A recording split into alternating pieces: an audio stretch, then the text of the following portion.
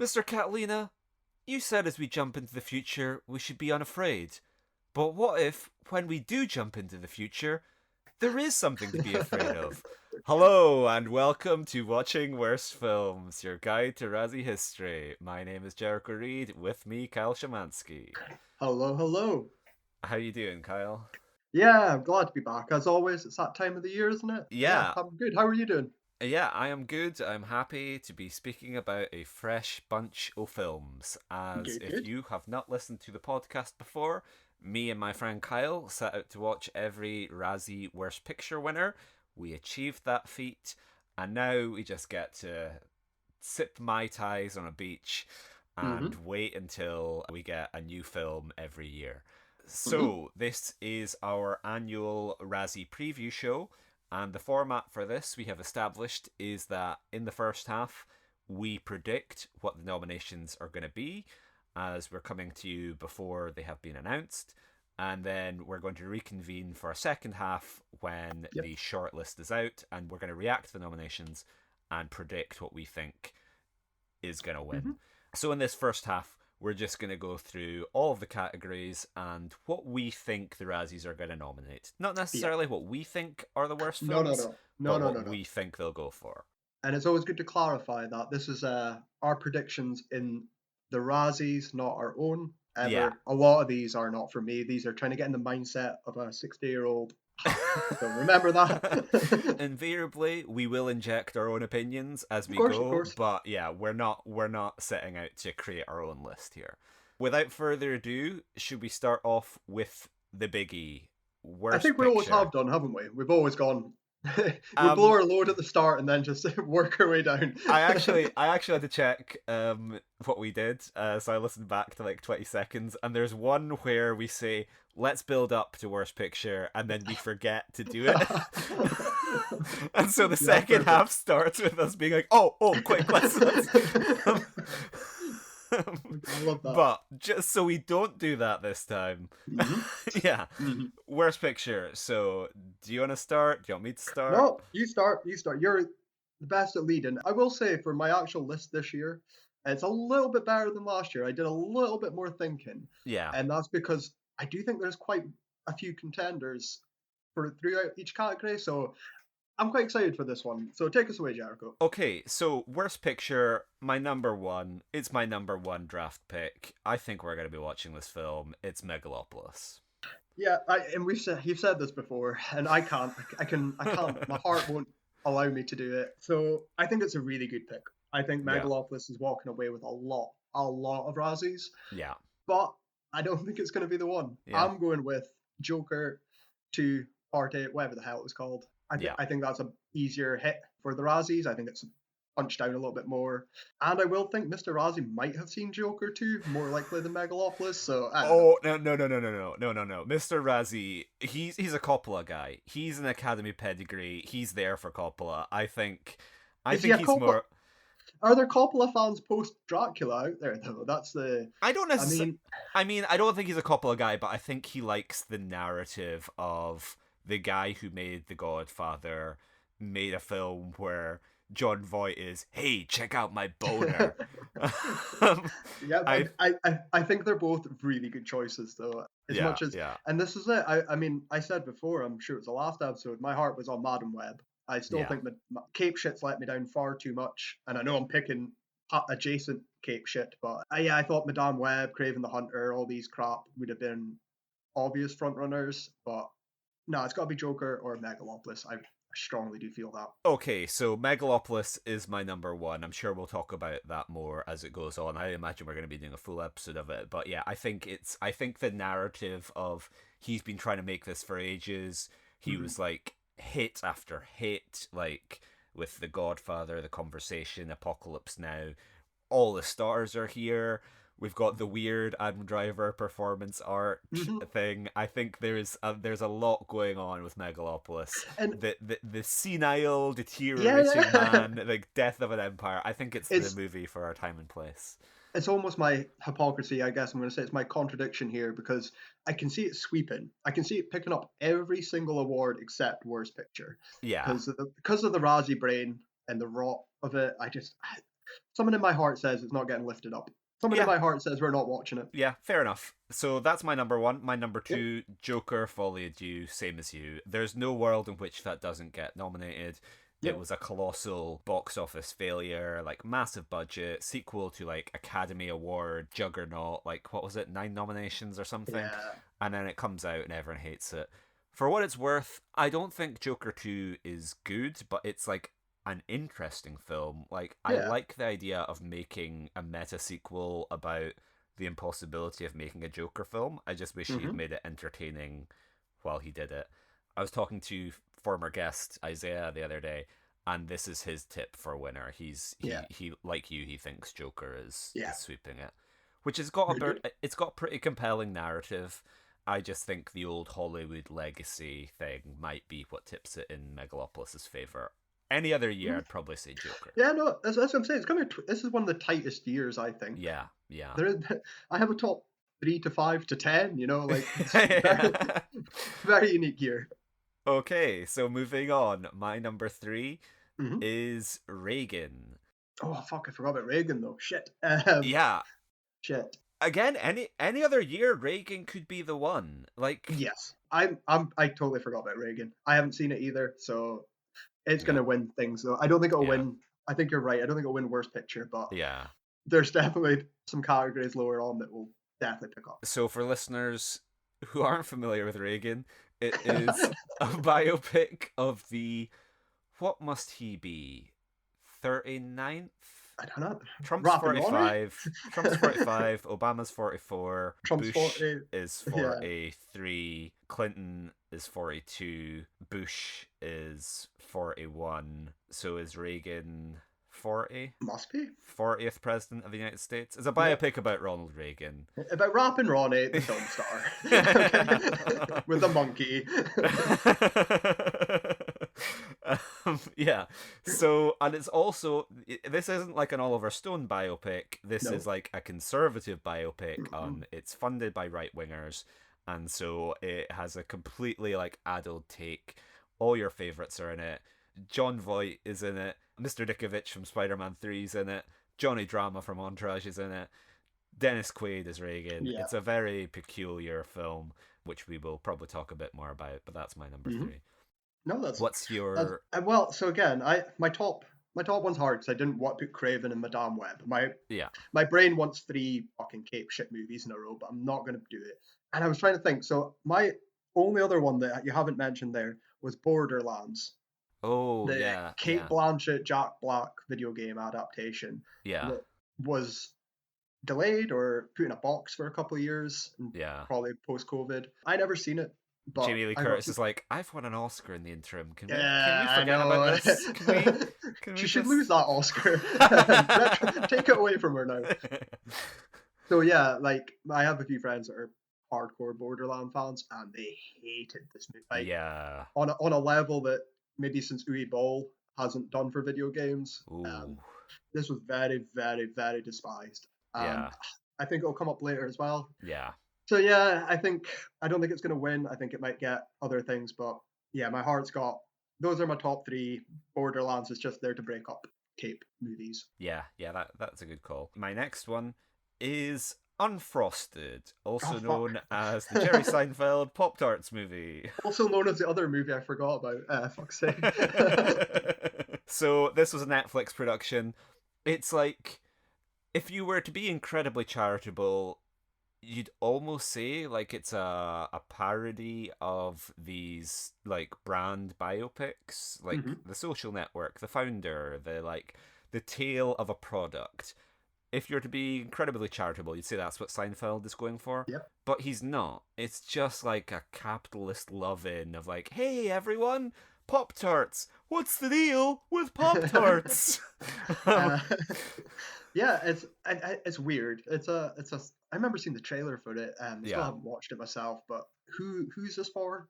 Who's watching exactly. this? Like, it brings up you bring up a good point though, because I did have a film that I've scored out on every one of my lists Yeah. because I don't know if it's eligible, and I forgot the Razzies don't give a shit anymore. So if this is eligible, so it was the worst film I seen in 2024 was Dear Santa, starring Jack Black. I think that's eligible. It's on Paramount, Amazon or something. Yeah, yeah, It got dumped and we watched it. I'm sure. Yeah. So I've scored it off. It was number two. I think yeah, it'll sweep things, but yeah. I was like, I don't know. I don't know. So if Unfrosted is there counts, I'm gonna push back in Dear Santa. Yeah, I actually watched Dear Santa over Christmas. I came Loved back, came it. well. Don't ruin my story, Carl. Came back to Aberdeen for Christmas, and my mum was like, "Oh, we've saved two movies to watch like as a family." One of them was Nutcracker, the David Gordon Green, your nemesis, David Gordon Green, made a movie about Ben Stiller raising some kids. And then the other one was Dear Santa. Yeah. And so we actually watched it, I think, on Christmas Day, and I had a good time. I liked it. I enjoyed Dear Santa. It's the best thing since it's part, isn't it? Excuse me, Satan, what are your pronouns? I mean, I watched it for whatever Farrelly brother did it. I can't. Yeah. Do not put a gun to my head and ask It can't me. be the one that has the Oscar, surely. But I do think it was very classically Razzie. It has a lot of Yeah. Razzie elements. If it was released in 2006, Oh yeah. it would have destroyed it. But so I don't think it'll win. I'm going to stand on that. But they're definitely going to be picking up stuff. He might do double duty because Jack Jack- Black is also in Jack Borderlands. Black was in isn't my he? head. So, Yeah, that's why. yeah. That's going to come Yeah. up spoilers, but that's me. That's my later. Yeah. Okay, so my final nomination is Madam Web. And Yeah. flip a coin. I was torn between Craven the Hunter and Madam Web. Yeah. No, doesn't really matter.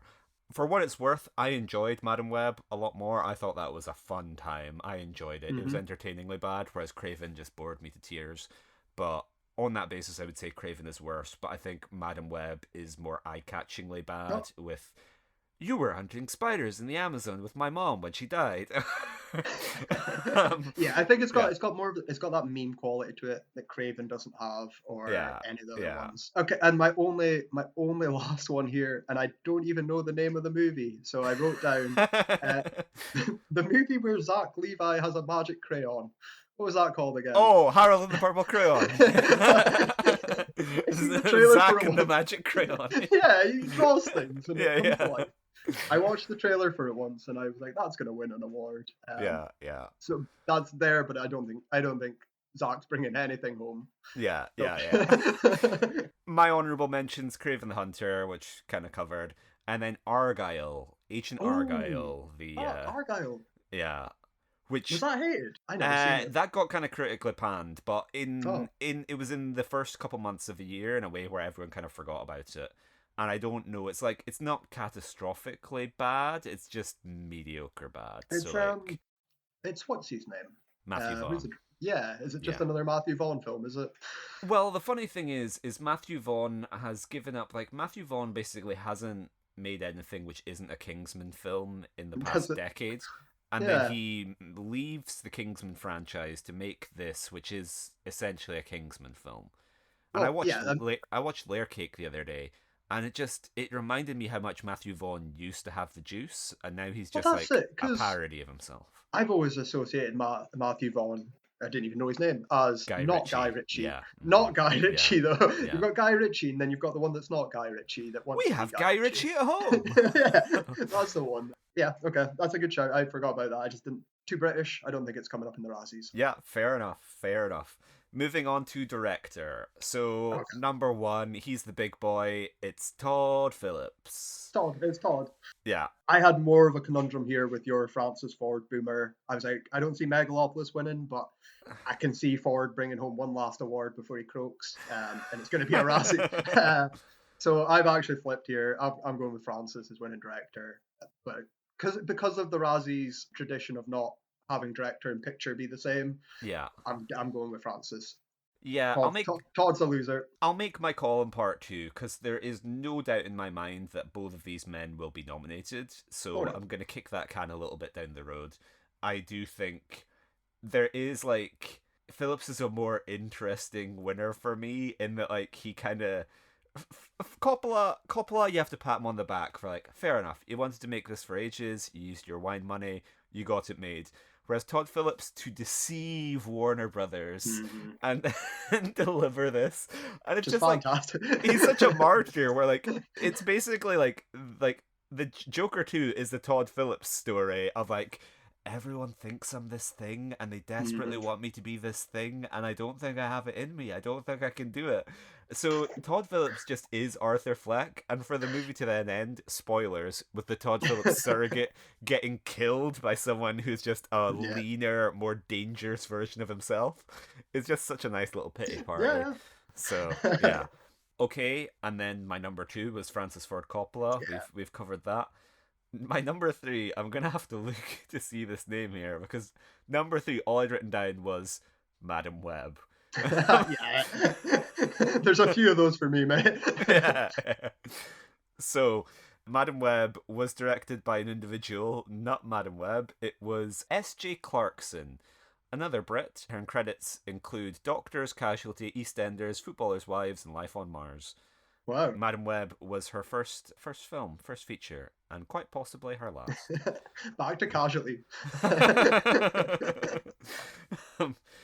Okay, so did you have one? My top three: Francis Ford, Todd Phillips, and then Eli Roth for Borderlands, because Yeah, Eli Roth's a Razzie King anyway, so I think yeah.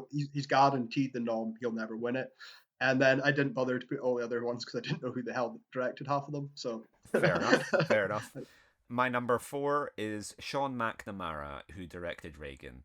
Okay. And yeah, Reagan again can consider itself unlucky because any other year this would be a heavyweight, but we just have 2 more established Hollywood narratives, which means 100%. that it might get robbed. I did have Farley here scored out, because Nice.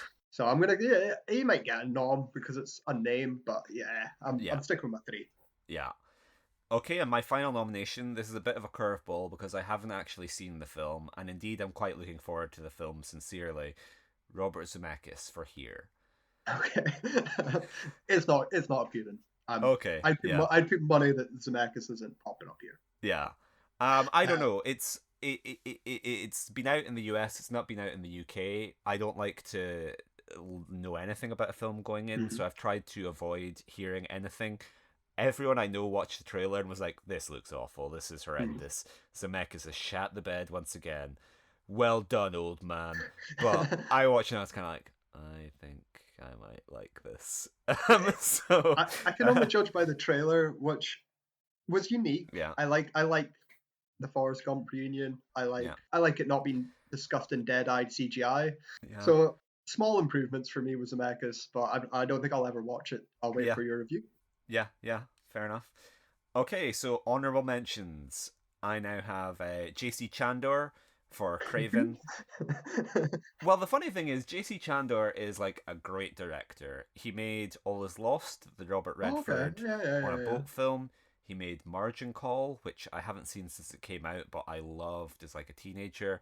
And he made A Most Violent Year, the Oscar Isaac film. So he's a Oh, director okay. who's directed some Okay. films that I love. He has like great Mhm. pedigree.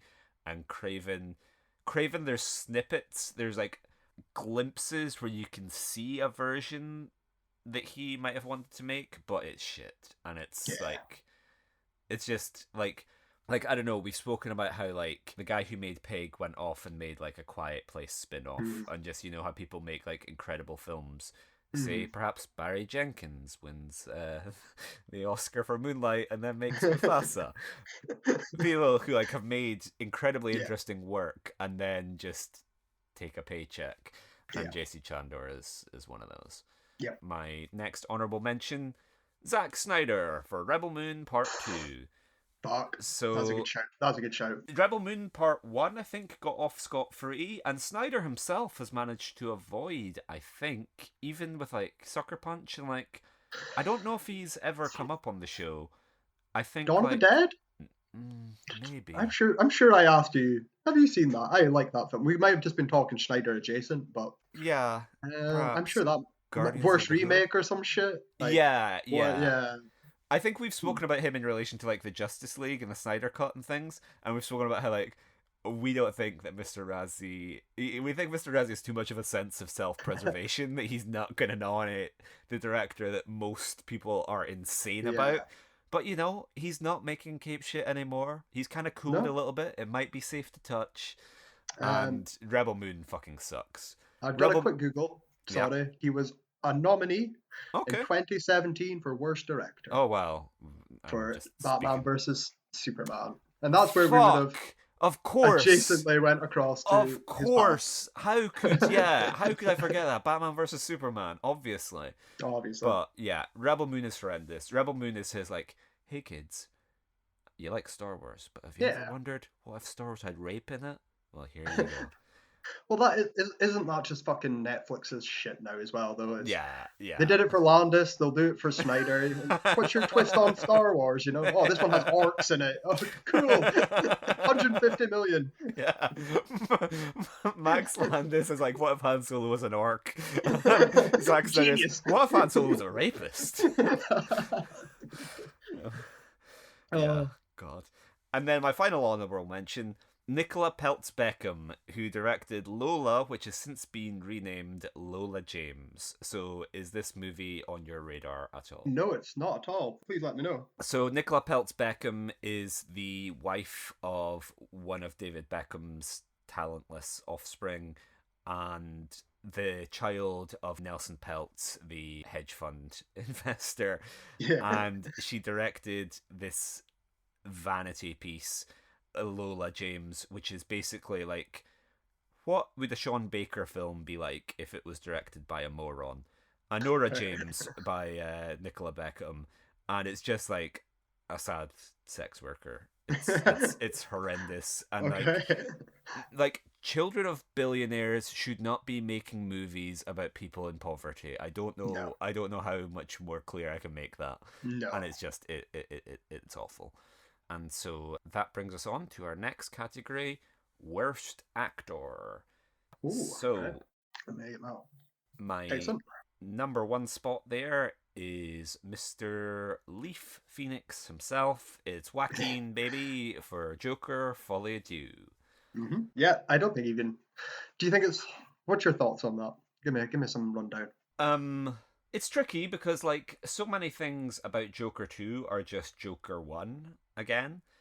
And like so this is basically an Oscar-winning performance. And like Hmm. I think Joker is Joaquin's weakest performance of like he's one of my favorite actors. I think he's fantastic. And it's a shame to see him win for Joker when in many ways that's like the only Yeah. performance of his last 10 that I wouldn't give him an Oscar for. Yeah. But he's fine. I think the narrative around it, I think dropping out a Todd Haynes film, I think it's just if you just look at it in isolation, I don't think it's even in contention. But being at the center of like a colossal shit show, you're gonna attract criticism. Yeah, that's a good shout. I've not put Phoenix here Yeah. because I think it's obvious. I don't know why. I want to try. Let's try and bet against the current. Yeah, yeah. Let's go for something different. So my top three, I really did want to spread my wings a little bit. So I've got number one. I have Yep. Dwayne Johnson, The Rock himself, for Red One. Yeah, yeah. That's a good Which call. Yeah. ain't gonna win anything else. I don't think Red One will pop up in any other way whatsoever. But the whole shit about the Rock in it and costing half the budget and pissing into bottles and being late to set. I think all the thing around it and his weird PR-ness of it all, I think, and the giant flop, everything goes on his shoulders.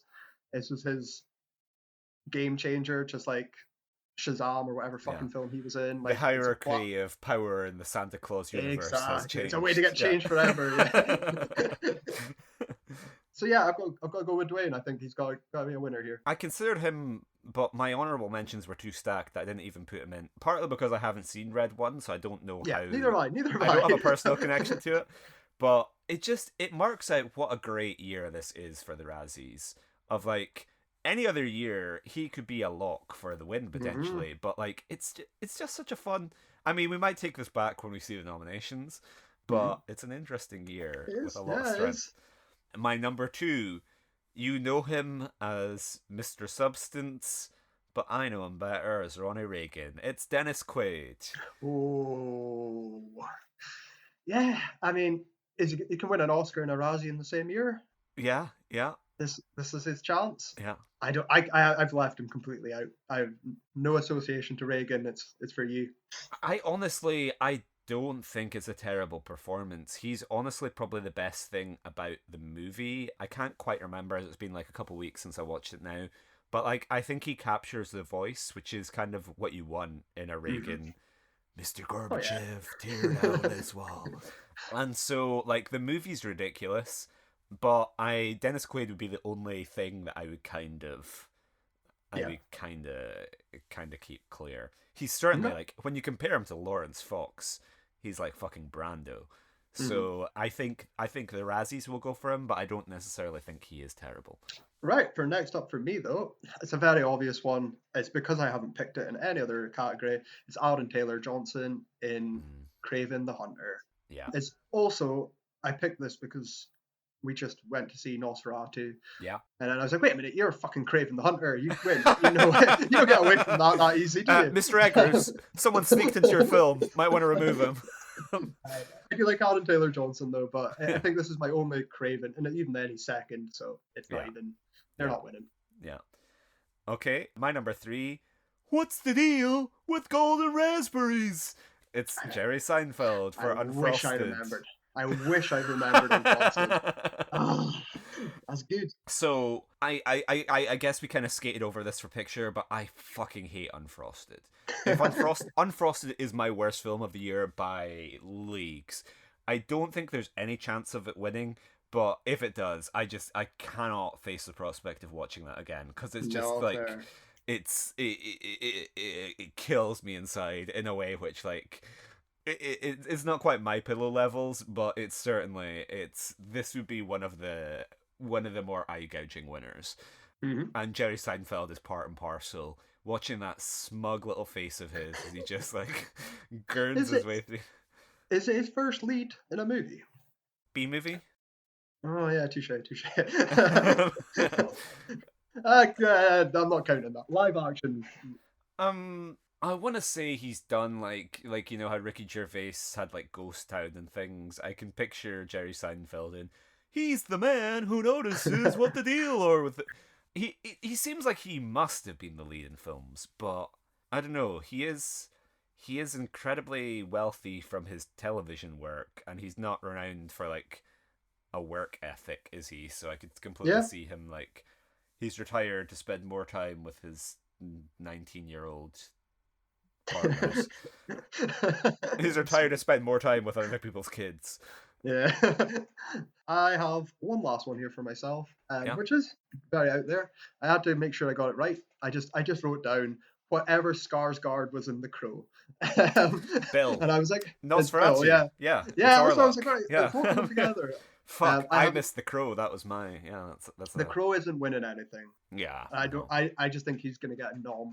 Yeah, yeah, That's enough. That's all. I was like, yeah, people didn't like it. It didn't yeah, look good, so that's enough. Trying to think a little bit out of the box. Again, it yeah, still comes back to cape shit though. So yeah. No, that's a good call. That's a good call.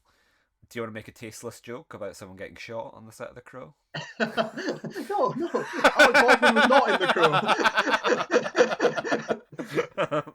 I write down what Baldwin brother was it? Billy? Was it Alec? It's not an Angian caliber joke. It's a Babylon B caliber joke of lesser Baldwin shoots lesser Skarsgård on set of The Crow. My next one, speaking of Babylon B, it's Zachary Levi for Harold and the Purple Crayon. That's what it was called. Yeah, Was there not? Was there another film called? See, I wrote some. I wrote the Imaginary Crayon. Was there a movie about imaginary things? John Krasinski did his That's it. That's the imaginary one. That's the one. if Yeah, IF that's with it. That's Ryan it. Reynolds, which that fucking sucks. That movie is bad, but I don't know what the angle is to get it in. I don't think it stand out bad enough for the Razzies. But yeah, plus some people liked it. Oh, and But I've also confused it with the 2024 release Imaginary, which is a supernatural horror well, film. I was about to bring that up. I think Yeah, my brain's there just were two. mixed Yeah, everything together. yeah. Yeah. Imaginary was on my long list for worst pictures, actually. Okay. Yeah. But Harold and the Purple Crayon, Zach Levi basically plays like a cartoon toddler. and he's like, it starts off with like a line hand drawn animation. He's kind of like Curious George, but then he comes to the real world, and it's like a made for TV movie from like the 2000s or something, Yeah. of like Zoe Deschanel is like a single mom who's like raising a kid, and she runs over Zach Levi, and her kid is like, "Mom, it's a mentally handicapped man. Can we keep him?" And she's Yeah. like, "Oh, I don't know." And then he comes back and he teaches the kid to be himself or whatever. He's horrendous, and it's just deeply funny to watch him circle the drain. But it's a bad movie, and Yeah. he's And I'm bad in glad we're it. not going to watch it. So, yeah, there. Yeah, There. yeah. Um, and then my final nomination. I haven't seen this film. This is the only one of the five I've not seen. But I just looked him up on IMDb. What was he in? And there he is, Sylvester Stallone for Armor. Right, spoilers. I have armor, but I have it under supporting actor, and I did the Oh, is he not exact the? same thing. Yeah, yeah. He's He's not not the the lead, lead. I don't think. Oh fuck. Well, I Okay. put it down. Hold on, let me double check this. Yeah, Fact yeah. check live. Um, do do do do do do do do. Co-lead. No, no, I'm gonna say that. Okay, okay, I'm gonna yeah. say it counts. Jason Patrick is the lead, but Oh wow. Okay. co-lead counts. Yeah. Yeah. I didn't know. I quickly fucking googled. I was like, what's he been in? Never No, lets you not a down. lot. Not a lot this year though. Yeah. Slowing down. He's Slowing into down. Ryman. Or he's got his Tulsa King, like is he not more a TV guy now? I Doing don't his know. reality. I thought he was going to be in the cabinet in a month's time or something. I don't know. Secretary of Defense. I don't know. And then honorable mentions: Tom Hanks for Here. Again, haven't seen it, but Tom Hanks has become more of a Razzie fave over time with Pinocchio and Elvis. So I'm just Yeah. wouldn't be surprised. And then another Razzie fave, Kevin Costner for Ooh, Horizon Part One. ooh, that's a good shout. Yeah, That is a very good shout. we could see it come Um, up in other categories, but yeah, I forgot about Cosner. yeah, That's a very good shout. yeah. In fact, it's arguably, you would probably say that like his direction is maybe the thing you would take issue with, as opposed to like he's fine on screen, and I liked Horizon, so I'm excited to see the third part in 12 years. And then my final honorable mention: Jason Statham in The Beekeeper. Oh shit, the beekeeper. Yeah, The I Beekeeper. never seen it.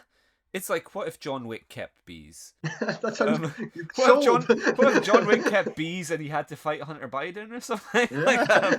that? Take my money. Yeah. Beekeeper was another January release, which may have had that going against it.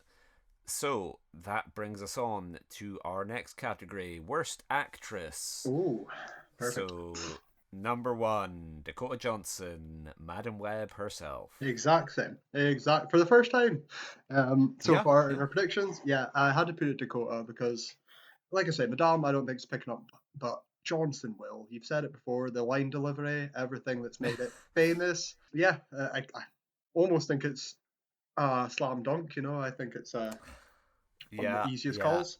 I actually kind of like her, Madam Web. I think like I'm struggling to think of examples, but you know people who are like incredibly charismatic in real life, and you're like, why can they not translate any of this Yeah. to their performances? And Dakota Johnson has like a that weird kind of like sarcastic offbeat Ellen. Right. That didn't happen, Ellen. Yeah. You're like, Ellen, that's not true. And Madam Web, the fact that she just kind of doesn't give a shit adds like a really interesting, like I think she is good in Madam Web. Fair, no, Well, fair. maybe good isn't the right word, but Yeah. I like her. Next up, we have Megan Fox in Subservience. Okay. So I never seen that. How was it? it's okay. It's like Netflix movie, I think. A guy gets a maid robot, and it's Megan Fox, Hmm. and he fucks her. Fair. That's the yeah. No, that is That's fair. My number two is Gaga for Joker. yeah. Um, That's my number four. okay. Well, yeah, and again, I don't know. I just think this is going to be a nom. This is a big name. It's a big way to I shoot, regardless of performance. she's The gonna get a little nom. monsters are gonna be livid. Yeah, I think the only question mark for me is what category she comes in. That's exact. And some of mine, other than Dakota Johnson, were that. It depends on how the Razzies are gonna split up actress and Yeah. supporting, but that's their problem, not mine. Yeah, we know the Razzies aren't immune to a little bit of category fraud, and Mm-hmm. ordinarily it tends to be like, I can't think of enough women to fill this category, so they tend to over promote. Mm-hmm. So yeah, I think supporting to lead, but yeah, I think she's shafted by Phillips of like she doesn't she kind of just exists in Joaquin Phoenix's head and doesn't really have enough to work with, but Yep. she's fine. But yeah, the narrative. Number three, Bryce Dallas Howard in Argyle. She's another Oh, one of I always nominate your her, and she never pet fucking gets hates. nominated, does she? So this is the Did she not year. get it? Did she not get it for Jurassic World? I hope so. Yeah, I hope. I think I nominated her last Jurassic World. Maybe she got it for the first Jurassic World, and Yeah, I doubled yeah, down on it and failed. So yeah, I'm never putting my chips on Bryce Dallas Howard ever again. yeah. And then, so I have four Gaga, and then five final nom Kate Blanchett for Yeah, Borderlands. that's my third. Yeah, And you know what? Like again, I haven't seen the film, but I've seen the trailer, and that gal's got zero fucks to give here. yeah, This is a cash in job, isn't it? It's a job for the kids yeah, for their funding or whatever. So yeah, no, she's getting this. yeah. I don't think she's bad, but I think Kate Blanchett's an incredible actress, and this is as bad as we're probably ever going to see Yeah, yeah, her. exactly. Yeah. So, yeah. And then honorable mentions Robin Wright. That was my only one there. Okay. Moving on to Worst Supporting Actor. This is another one, which I will go on record as saying is an absolute lock. It's John Voight for Megalopolis and Reagan. Yeah, yeah, I agree with that. I haven't picked it, but he's going to win it. So it's a strange one. I know Yeah, it's like guaranteed. It's got to be. It's doubling down. The double whammy. Yeah, yeah. like yeah, I can't disagree with that. So Megalopolis, he plays the fading, senile head of a crumbling empire, Hmm. which seems relevant to what is going on. And in Reagan, he plays a Russian spy. Okay. So, but he's like the framing narrative of like they start out with John Voight being like, "Let me tell you the story of little Ronnie Reagan. From the age of 5, KGB been surveilling him as he showed great deal of promise." Cut to, "Wow, Ronnie, you sure play with blocks better than anyone I've ever seen. Timmy, tear down this wall." But yeah, it's a very peculiar way to tell your Yeah, Ronald Reagan biopic, and he sucks. He yeah. sucks in Reagan.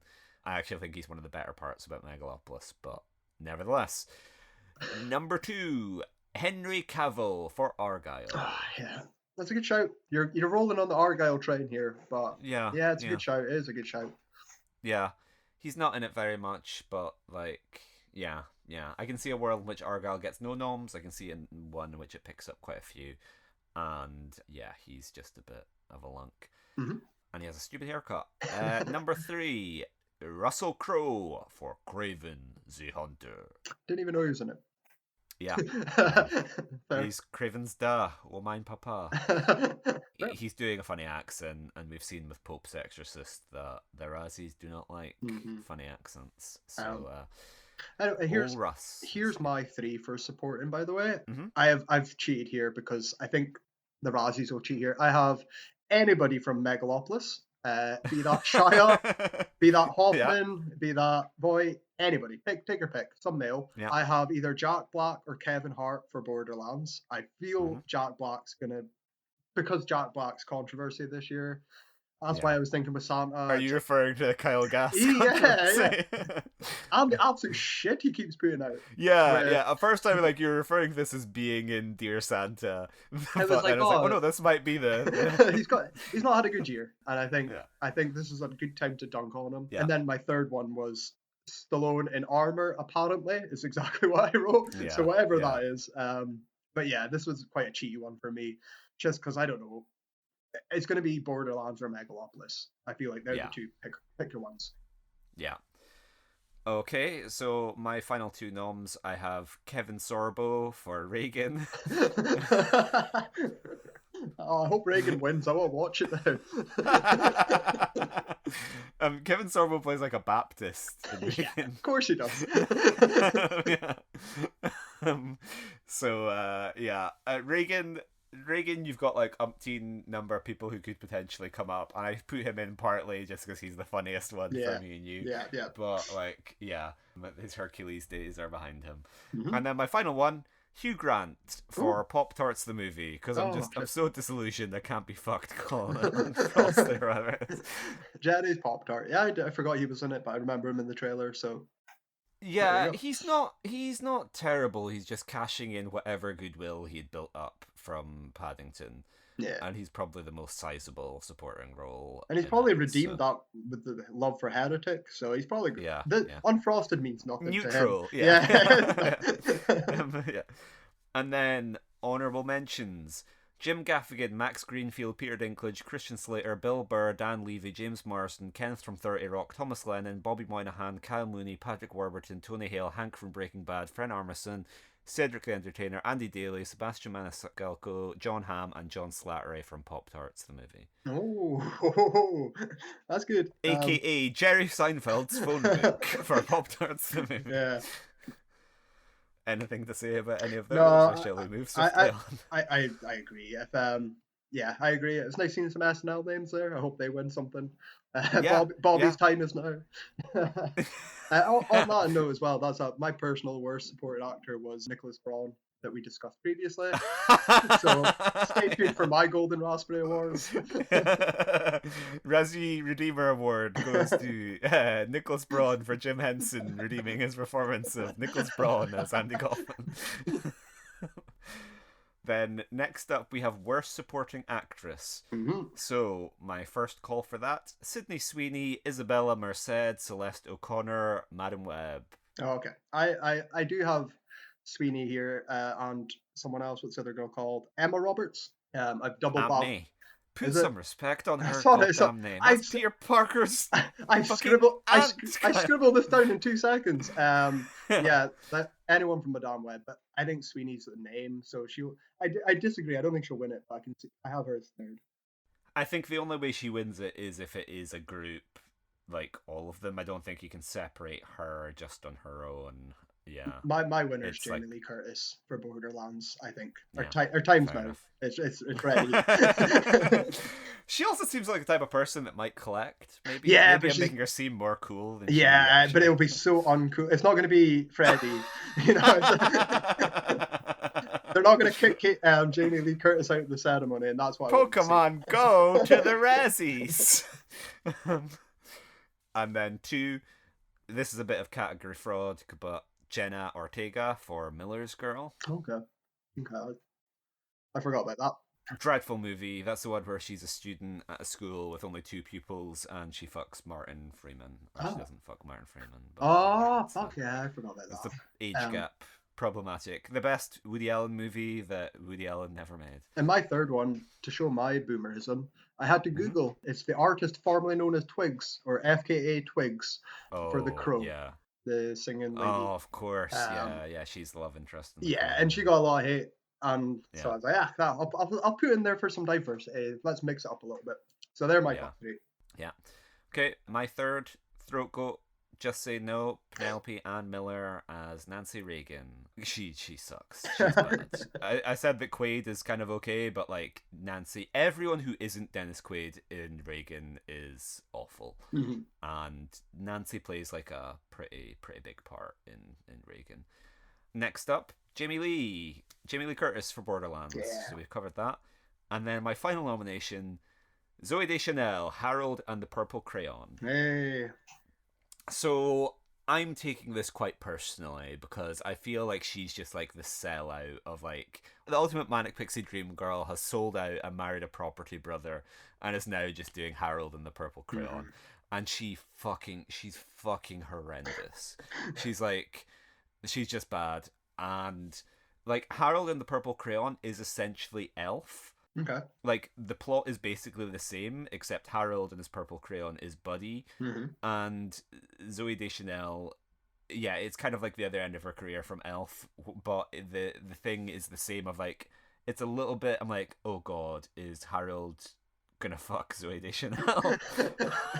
That was my fear. Hey kid, I'm your new stepdad. I have a mental age of 4. Do you want to see the sex toy I drew with a purple crayon? I'm gonna use this on your mom, kid. No. The kid draws a gun with the purple crayon and murders Harold. Hamlet and the purple crayon. What has Zoe been doing in the past decade? New Girl. New Girl. She's been collecting that New Girl. Okay. She's probably done like voice roles. Like I think she was in Trolls maybe, but like since New Girl started, she's not really done much film work that I can think of. Fair. Yeah. Fair. Yeah. And then honorable mentions: Sulika Shyamalan for Trap. Oh yeah. Lady Raven. Yeah. Yeah. I like Trap is like kind of like a frustrating film, but like I don't think it's Razzie worthy really. But like there's a nepo streak to like I'm going to make this a vehicle for my daughter who is like an amazing singer, but probably not a very good actor. Speaking of Zoe Deschanel,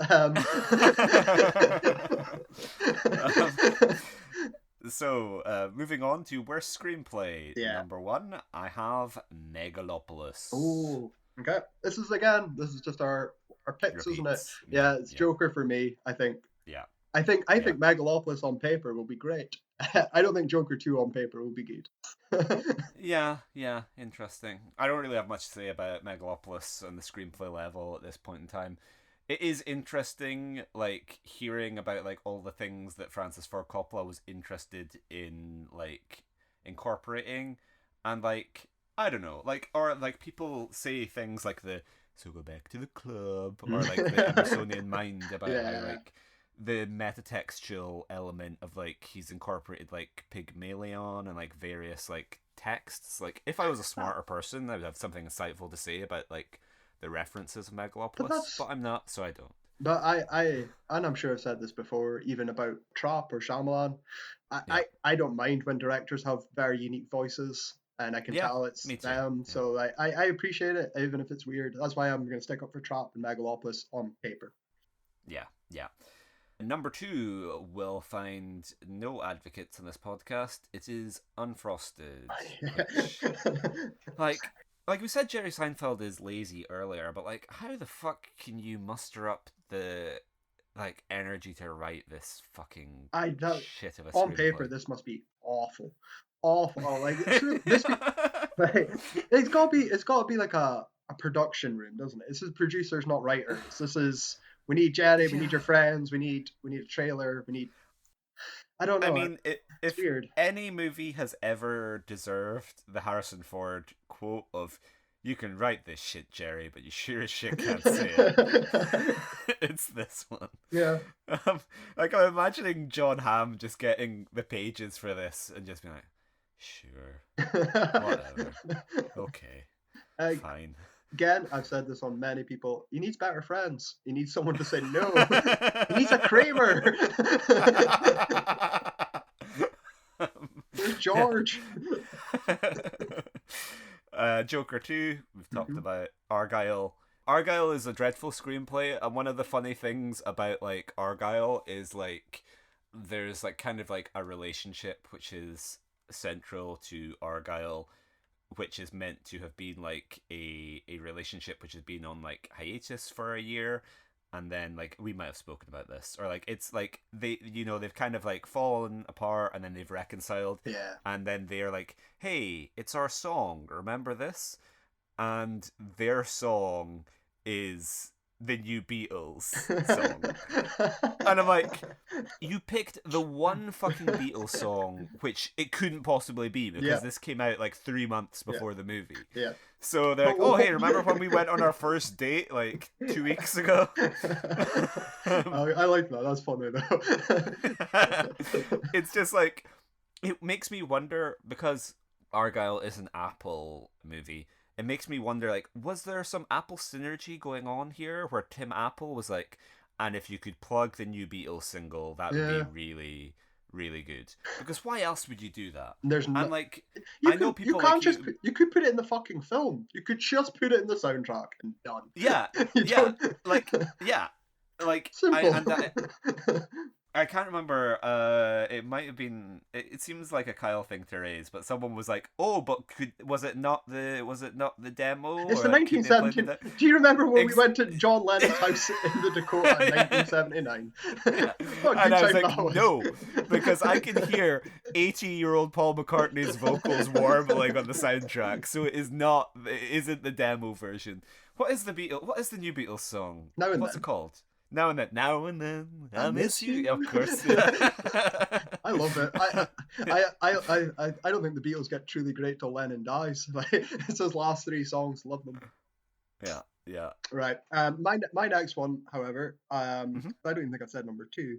Yeah, I have Borderlands, yeah, obviously. Um, yeah, Screenplay. If I wasn't so sure on Joker, I thought this would have been a good surefire because obviously Notoriously had a very difficult production. I know Eli Roth rewrote throughout things, edited things on a whim. So yeah. I don't even know how much of a screenplay there was or if that made it to the finished product. I don't know what Was there changed. not?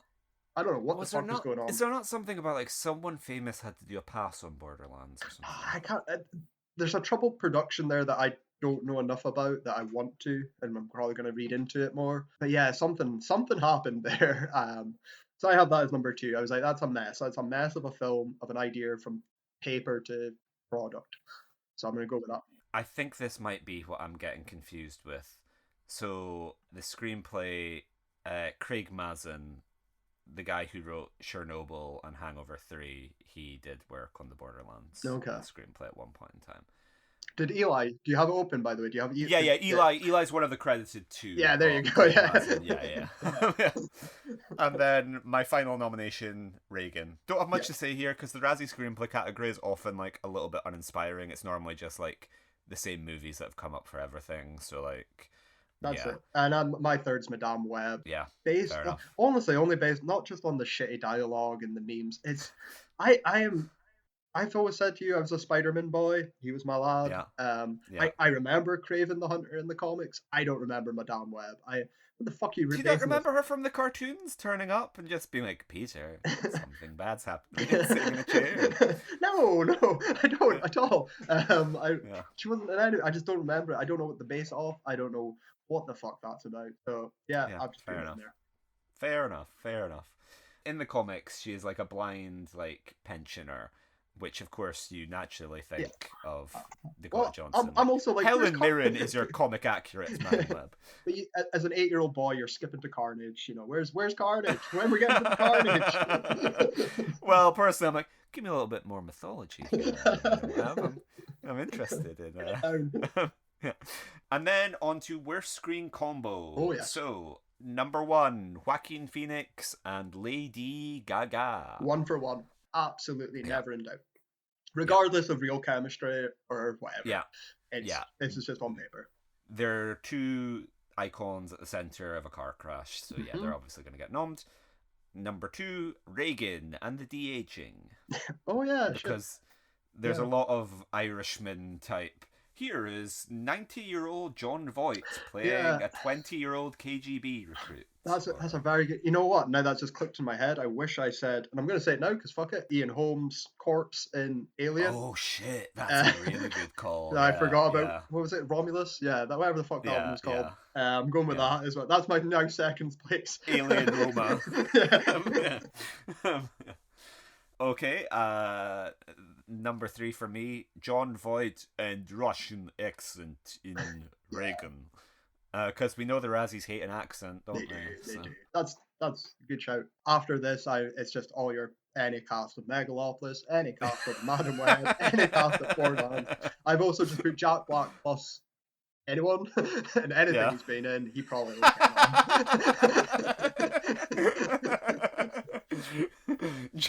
Jack Black and Santa, Jack Black and a video game controller, everything, Jack Black and as an assassination attempt on the president. Oh, true, Minecraft, I forgot about that. Yeah. Buy your stocks in Jack Black early when it comes to the Razzies. I bought my stocks in Biodome and I'm cashing out now.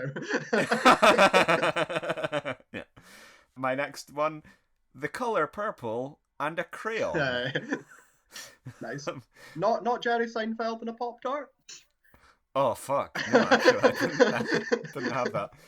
And my final one, Argyle the cat and the real Agent Argyle, because that was a big part of the marketing. Remember, like, are you ready to meet the real Agent Argyle?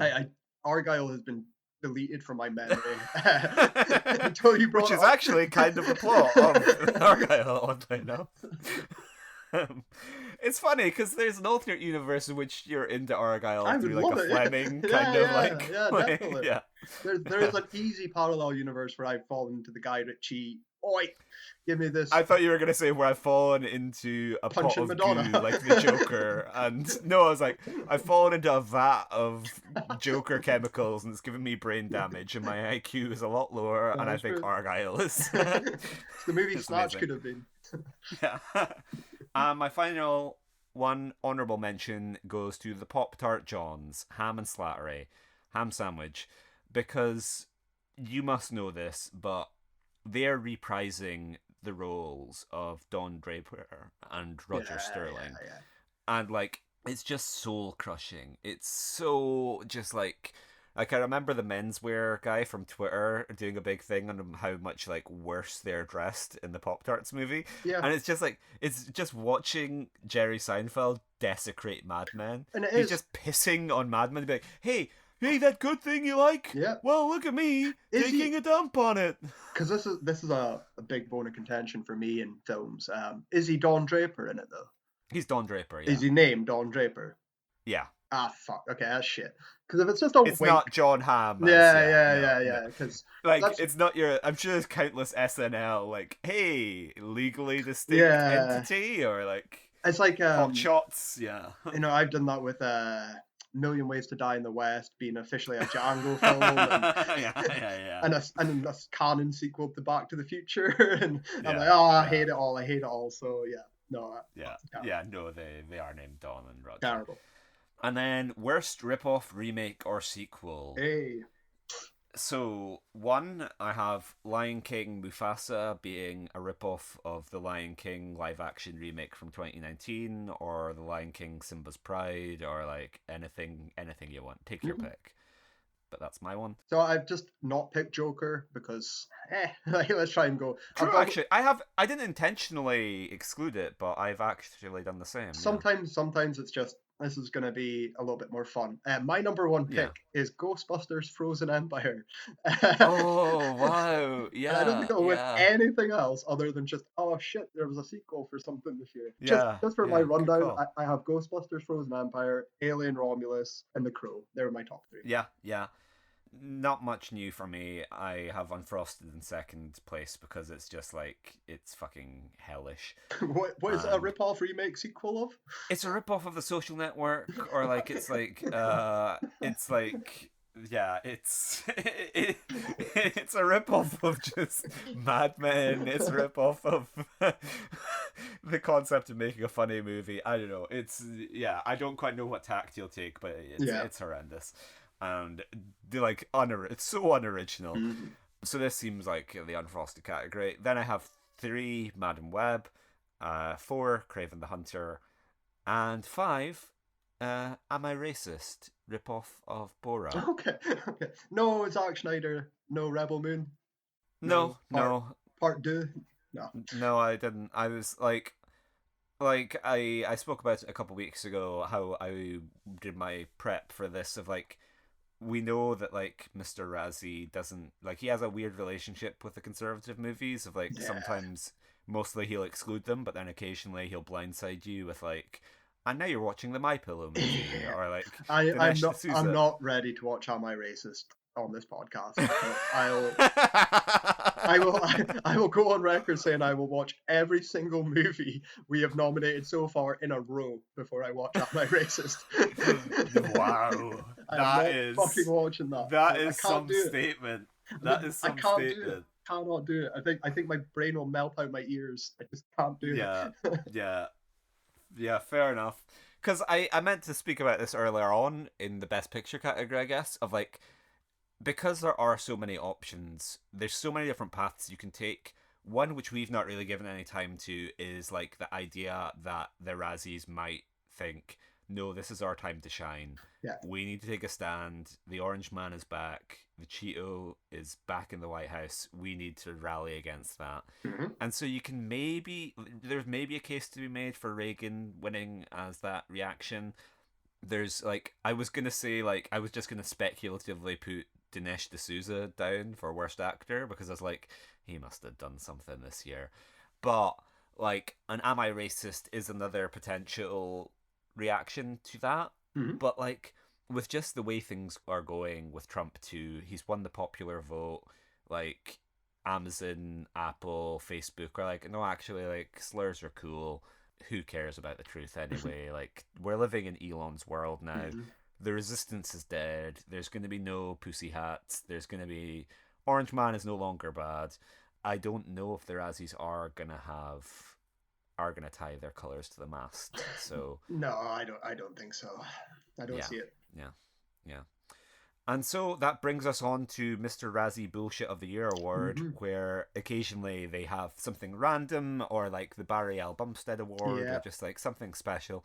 And this is where I just eat everything I have just said, because my only contribution for that is the Reagan Award for biopic about a senile Republican goes to The Apprentice. Okay, yeah, shit, yeah.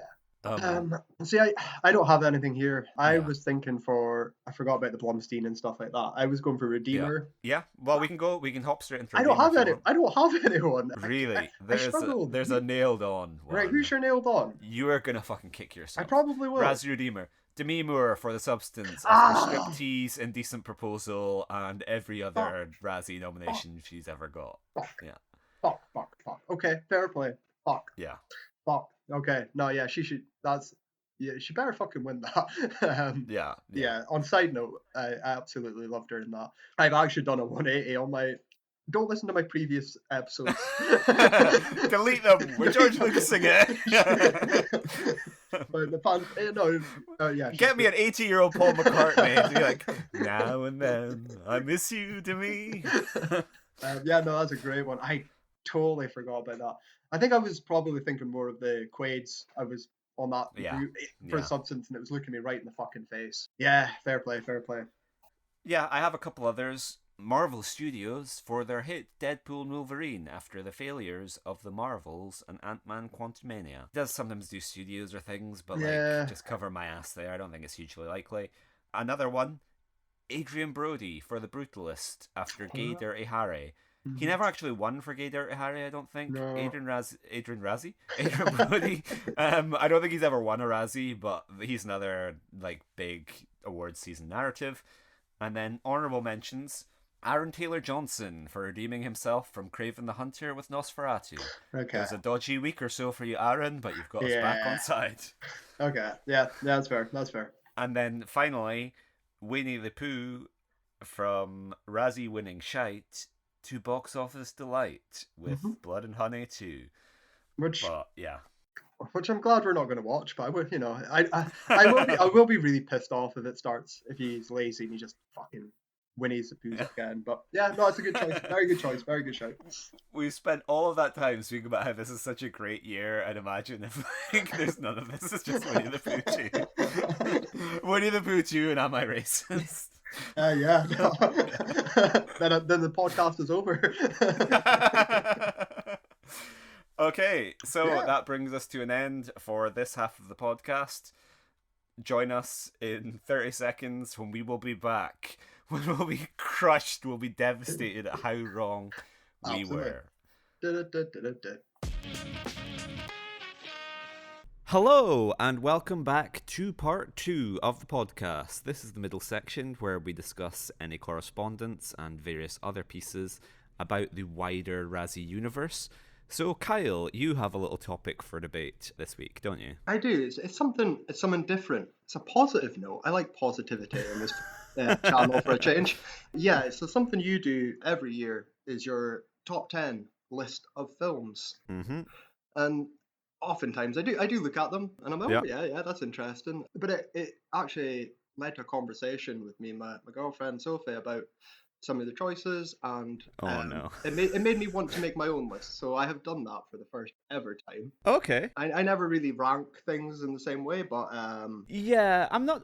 It's not like I. It's a top 10, but I wouldn't say I put a huge amount of effort into orderings.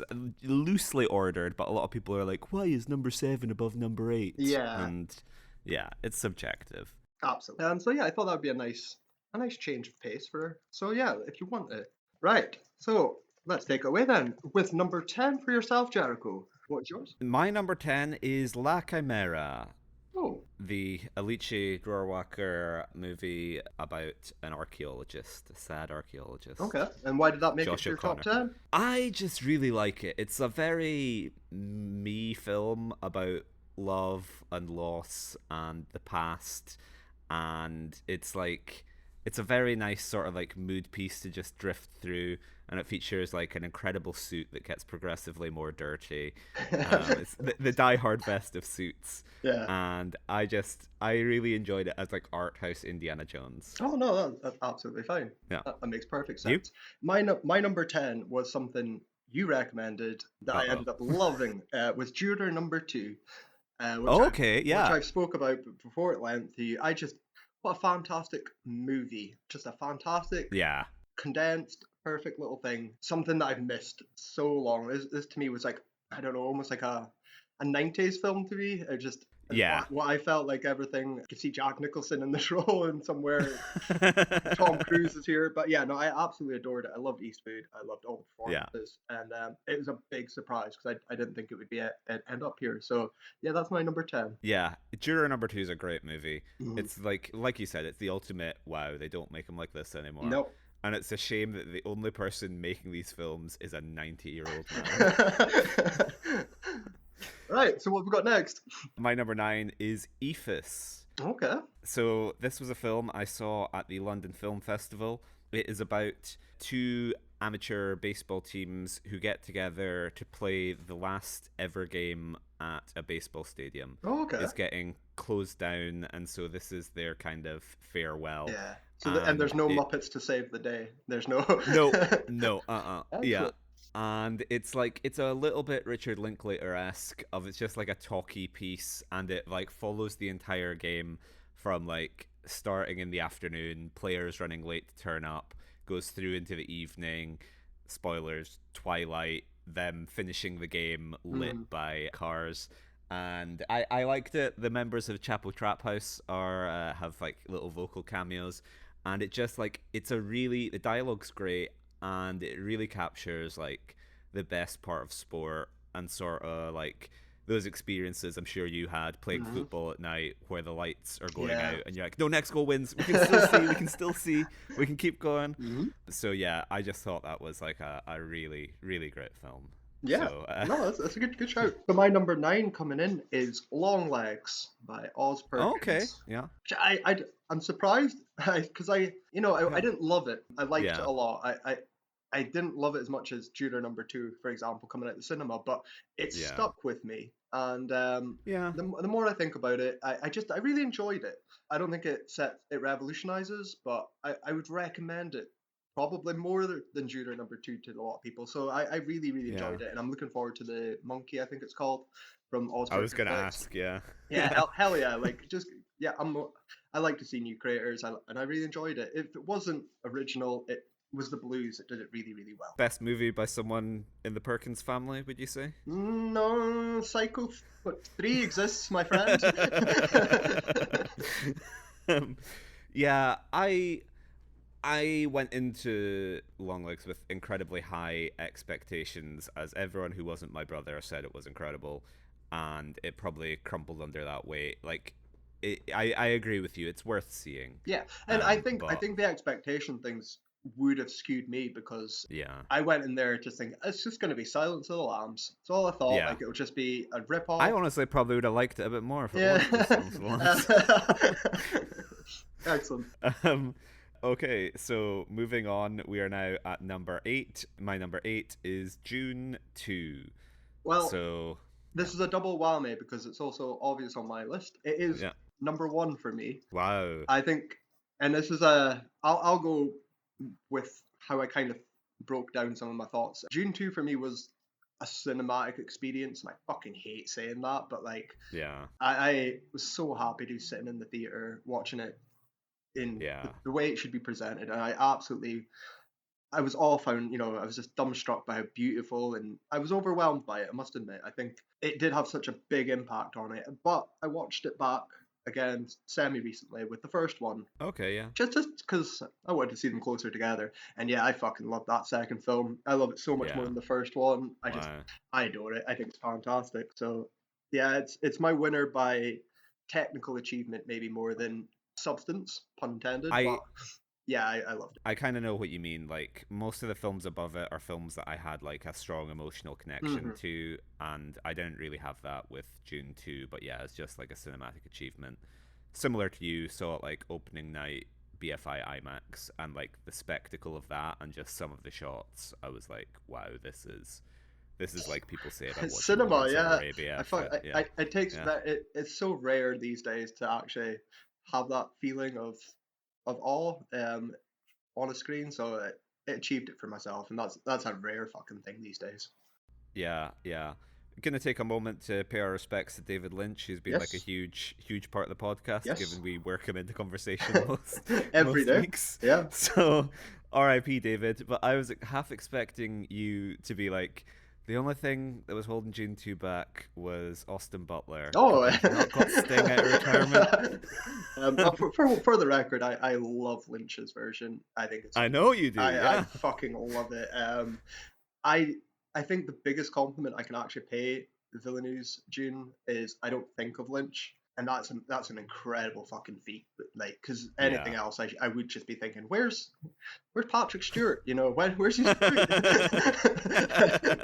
When's Jack Yeah. Nance getting here? So incredible, and yeah, a great achievement. Rest in peace, David Lynch. Yeah.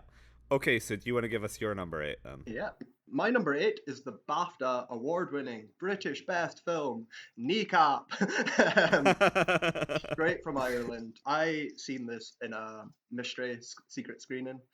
Oh, nice. Yeah. So we didn't know what we were expecting, and I never Yeah. even heard of the film really. I think I Yeah. might have seen bits of it, but no interest. I probably wouldn't have seen it if it wasn't for the Yeah. secret screening, and I fucking Hmm. loved it. I just think it was, again, it's not revolutionary. I don't think it's anything that's not been done before, but it was done so well and so fresh, and it could be one of the most modern, especially sounding films I've ever enjoyed. Yeah. So yeah, I loved it, and I actually almost fell in love with Kneecap the band. So Yeah. I think that's the show of the film. I adored Yeah. Well, for balance, because I'm a good staunch Rangers man, I'm going to say that my favourite film was 1690, The Ballad of King Billy. Um, no, obviously, this podcast is not a safe place for Rangers fans. No, I no. also loved Kneecap. It was really good. I thought it was like a little bit indebted to Train Spotting and Mm, Danny Boyle mhm. stylistically, but like the performances. I had no idea that that was Kneecap playing themselves until Yeah, the I mean, end, and I, they I, were great. I, Yeah, I, at the time watching it, there's one of the lads, the second rapper guy, not the main. He's very obviously not an actor, yeah, so yeah, that put a little bit of doubt in my head. But their performances are so fucking, especially when they're playing themselves in exaggerated yeah, caricatures, fantastic. Especially the teacher guy, he was fantastic. Loved it. Thumbs up. yeah, 100%. So my number 7, this is a bit of a weird one. So I get called out my list all the time of like, why is this on your list? Why isn't this on your list? Because this was like a last year release for the US, but because I saw it like in 2024 in the Hmm. UK, it's included. It is the Iron Claw. Oh yeah, well, great. Well, I have the Iron Claw on my list. It's a Yeah, couple higher, but yeah, yeah, fantastic. Speak about it. I'm gonna say I think it's obvious I would have enjoyed this. I'm a yeah, wrestling fan, especially old wrestling. yeah, I know the story, the real life story very well.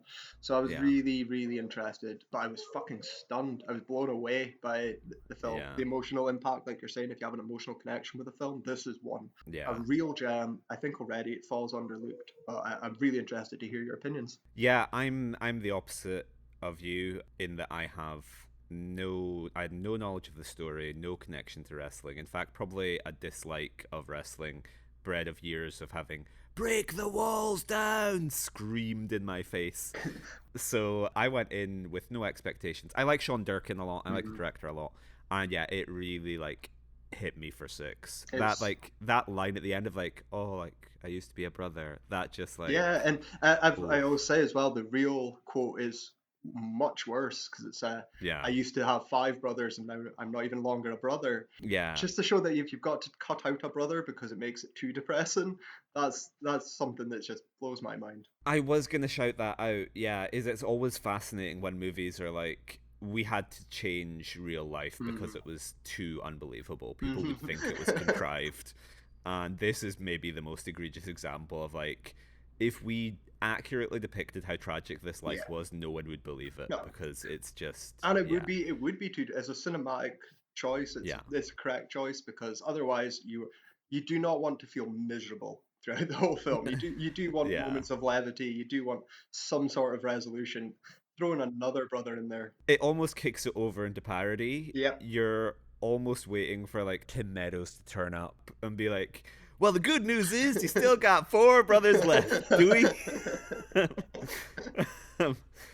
But yeah, and like the performances, Zac Efron, Yep. Harris Dickinson, Jeremy Allen White, Yeah. and the other one, they're all, uh, they're all. It's yeah, really, really great film. Yeah. So you're number seven. My number seven is Perfect Days by Wim Wenders, Oh, nice. which was a nice little surprise choice. It was just a random pick. Sophie is a big fan. Yeah, Dallas, Texas, and everything. I'm less so, but I'm open. And holy, I just didn't know what to expect. I didn't know anything about this film. It's so subdued and personal and quiet and reflective and just beautiful. I think it's one of those just the choice of music's great. The atmosphere, just yeah, I just such a little slice of life film that I didn't expect to love so much. I found it really poignant and yeah, adored it. yeah, yeah. Not much more to add, really. I also really enjoyed it. I think the thing that held it back for me is like the co-worker, who I Mm, really disliked his performance because he's basically playing like an anime character. yeah, Of he's just so over the top when yeah, like the central performance is amazing and so grounded and low key, and just allows you to drift through the film. And then you get a guy who like comes in and steals his tapes and is just like basically doing like the anime thing of like falling over and putting his yeah, feet in yeah, the air. yeah. I do understand that part. I don't know. If I didn't know people like that, I'd agree even more so. Well, I Um, was gonna say this might just be like a Japanese cultural thing mhm. that I'm not getting. Of maybe this is what their Zoomers are like. Of there are just people who are like, Exactly. yeah, You just yeah. want to water your flowers and clean your toilets. Yeah. Years ago, when I did one of those like play a day writing challenges, I wrote a musical about a guy who cleaned toilets, and I'm like, oh, for fuck's sake, there's another idea I can't do anything with. But yeah, I did like Perfect Day a lot. Also, shout out Lou Reed. Hmm. Okay, number six, Love Lies Bleeding. Oh, good choice. So I like this film a lot. Like Rose Glass, big fan of Saint Maud, and yeah, this was like a really, really, really fun film. Loved the use of Whisper, also in one of my other favorite films, Lost River by Ryan Gosling. I don't want to say too much about it, but it's the Kristen Stewart bodybuilder romance. Interestingly, I saw it in like a preview screening, and then I saw it like a couple months later at an all night movie marathon at Picture House where it was programmed by Rose Glass. So Okay. she screened some of the films that had inspired Love Lies Bleeding, and she did like little intros in between. And I think the final film before she screened Love Lies Bleeding was Showgirls. Yeah. And so she spoke about like how she loved that, Kristen Stewart loved that, and just like it was a key reference Hmm. for what they were doing. Fucking yeah. And yeah, yeah, big fan of Love Lies Yeah, Bleeding. I loved Love Lies Bleeding. It just missed out. Probably Yeah, just what you said. I didn't have the personal attachment to it, but I fucking loved it. What a refreshing film to watch yeah, after Drive Away Dolls. What a night and day. Just this is how you fucking do this. This is so good. yeah, The yeah. performances are great. Yeah, it's a very, very, very good film. thumbs up. Yeah, yeah. I guess I have that personal connection because I just relate a lot to Kristen Stewart being like this twitchy little weirdo who's like, oh god, now my partner's murdered someone. Yeah. I have to clean this up. Okay, you're number 6. Late Night with the Devil. That's my number 5, so Okay, we so can we can just combine them double into up one. here. Yeah, Let's get some things out the way. The yeah, AI controversy, of course, is yeah, hangs over this film and will always hang over the film until everything is made with AI. But yeah, I don't care enough. I really don't. It's not enough for me. I loved it. I just there's problems I have with. It's probably out of all my list, it's the one I have the most problems with, yeah, and yeah, especially the last act and certain things. yeah, But none of that really that's all pointless because I had so much fucking fun watching it, and I was yeah. so into it and engrossed and just enjoying myself. Like as I just overlooked any negativity. I really really liked this. I thought it was so much fun. Yeah, 100% in complete agreement. Second everything you said. AI controversy. Also, people criticizing it, saying like the conceit makes no sense. It doesn't really abide by the found footage premise. It doesn't make much sense if you start to Hmm. think about it. It rapidly falls apart. But still, as an experience going into this, it was almost akin to June 2 of like one of the best times I had at the cinema last year of just walking in with fairly low expectations, and it just gripped me right from the beginning, right to the end. I thought it was such a great idea, like Yeah, a kind of like Twilight Zone episode stretched to feature length, and just lays it out for you. Buckle in, and like the twists and turns and the structure of it, something that you could imagine working as a play almost. yeah, Just like a really really good piece of writing, and I'm a huge fan of David Dasmalchian. yeah, So to see him in a lead, I thought he was great. yeah. And yeah, the character stuff with him, He's the I was best just part. very He's so yeah. good. And I think Yeah, it doesn't work with it's a someone film else, that but hinges on, if you change one element or one thing's just done a little bit differently, it can all yeah, fall apart. You could be laughing really easily, yeah, but it doesn't. So fair play. yeah. His performance as having that like showbiz veneer over the top of like the sadness and trauma, I thought was really really good. So yeah, it's a film I enjoyed a lot. Yeah, excellent. For yourself, So that was my number 5. So your number 5. my number five is The Substance, Okay, that's which my is number 4. So so again, we can double up we're here. gonna double up here. The Yeah, Substance, I went in with the expectations that you kind of spoke about, because yeah, everybody told me this was a fantastic fucking film, groundbreaking, revolutionary. Twitter wouldn't shut up. Everything was just glowing about it. So I kind of went in a little bit hesitant, and yeah, what a great film! What a fantastic premise, beautiful deliveries and performances, wonderfully directed for the most part. Effects were fantastic, originality, like all these things are tick ticks. Some of the pacing I have problems with. I think that's why it's not higher, yeah. It is as very long and feels quite long, it does but feel long. yeah, If it didn't have the acceleration towards the end, yeah, if it just, it could have lost me, but it didn't. So it yeah. does pull it away slightly from perfection to me, but I still I applaud it. I think it's so good. Yeah, similar to you. I think I saw it quite early on, so I didn't really have any expectations. Just people saying like insane and like gore or whatever. Yeah, And so I was almost a little bit apprehensive because I'm not squeamish, but I'm not someone who like revels in like body horror exactly. But because this was so over the top and comedic, I had like a fantastic time, and like probably my favorite bookends, like opening and closing shot of the film. Like I just loved it so much. And yeah, good to see a little bit of redemption for Demi, which yeah, we will tackle absolutely. more when we get into part 3. So your number 4. Right. I've cheated here a little bit because I did see it this year, but I'm counting it when they release in America, just like yourself. Number four for me is Nosferatu. So I am a massive Eggers fan, just like everyone on the planet these days. Oh no no no! There's a lot of people on Twitter who are like, "Why doesn't he like John Ford?" So, I adore Witch, Lighthouse, Northman. So I came, and I also adore Nosferatu, yeah, particularly Herzog's version is something yeah, I fucking love that. The 2020s version I've seen, but other than Yeah. appreciation, it's not something I would watch. But I love Herzog's version, and obviously I love Coppola's Dracula. So Yeah. stupidly shouldn't have watched them before Mm, Eggers. That was yeah. my biggest fucking stupid mistake, and it's probably what's held it back a little bit in my head. You know, when's he getting fancy like Oldman? But I love it. I think it's so well made. It's Yeah. fantastically performed. It's my least favorite Eggers, but it's still near perfection to me.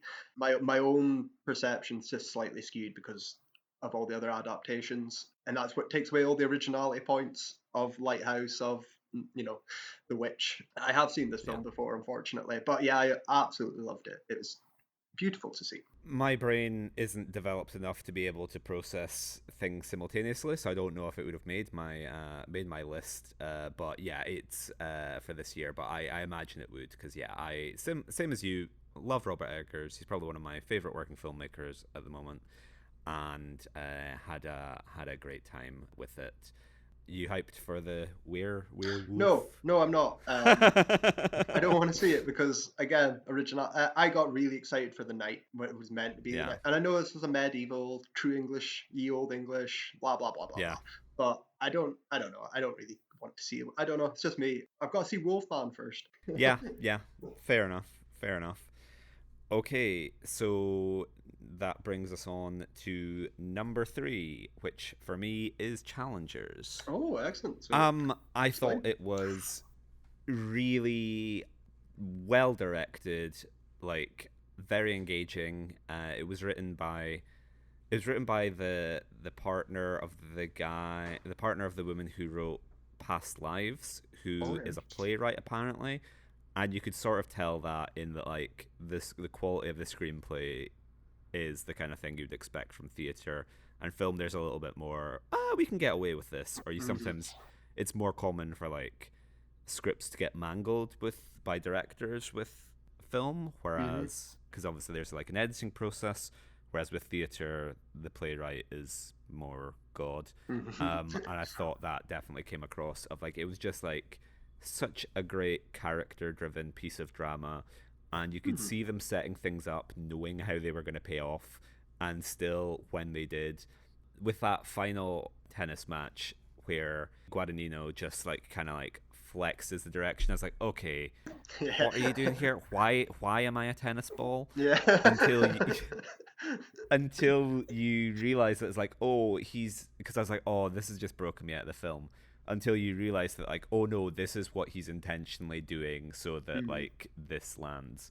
And then yeah, I had like the same reaction as Zendaya at the end. I was just like out of my seat, like.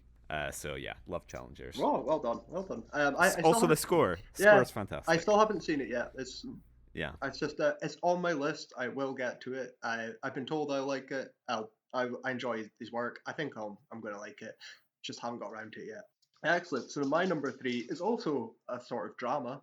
I've gone with the Bike Riders, oh yeah. which is Jeff Nichols, who Yeah, I'm mixed on. I enjoy Mud. yeah, I love Mud, and I like Take Shelter. I thought that was good fun. But yeah, this for me was a step above. This feels like I don't want to say Scorsese-esque, but it does have that sort yeah, of yeah. scope feel to it at times. Wonderful fucking performances. Jodie Comer, just everyone, just so fucking good. Yeah, I just had such a good time. I didn't expect to enjoy it so much. It stuck with me. I thought about it for so long. Yeah, just a really good film. All just ticking the boxes for me. Yeah, so this is another like year controversy film for me, in that I saw it last year at the London Film Mhm. Festival, and it ranked very high towards the end of my list last year. Because yeah, I also loved it. Love Jeff Nichols, and yeah, performance is great. Great ensemble cast. Mike Mhm. Feist, who was in Challengers, Yep. and of course our beloved Michael Shannon, Yeah. who is in like every Jeff Nichols film, Every single crops one. up with like a smaller role, but still great. Decreasing roles every time, isn't it? Yeah. So yeah, that was Mhm. great. Okay, so my number two is A Different Man. Oh. which I haven't seen yet. So take us away. So, A Different Man is the movie about Sebastian Stan playing a guy with facial deformity, and then overnight there is a miracle cure which transforms him into Sebastian Stan.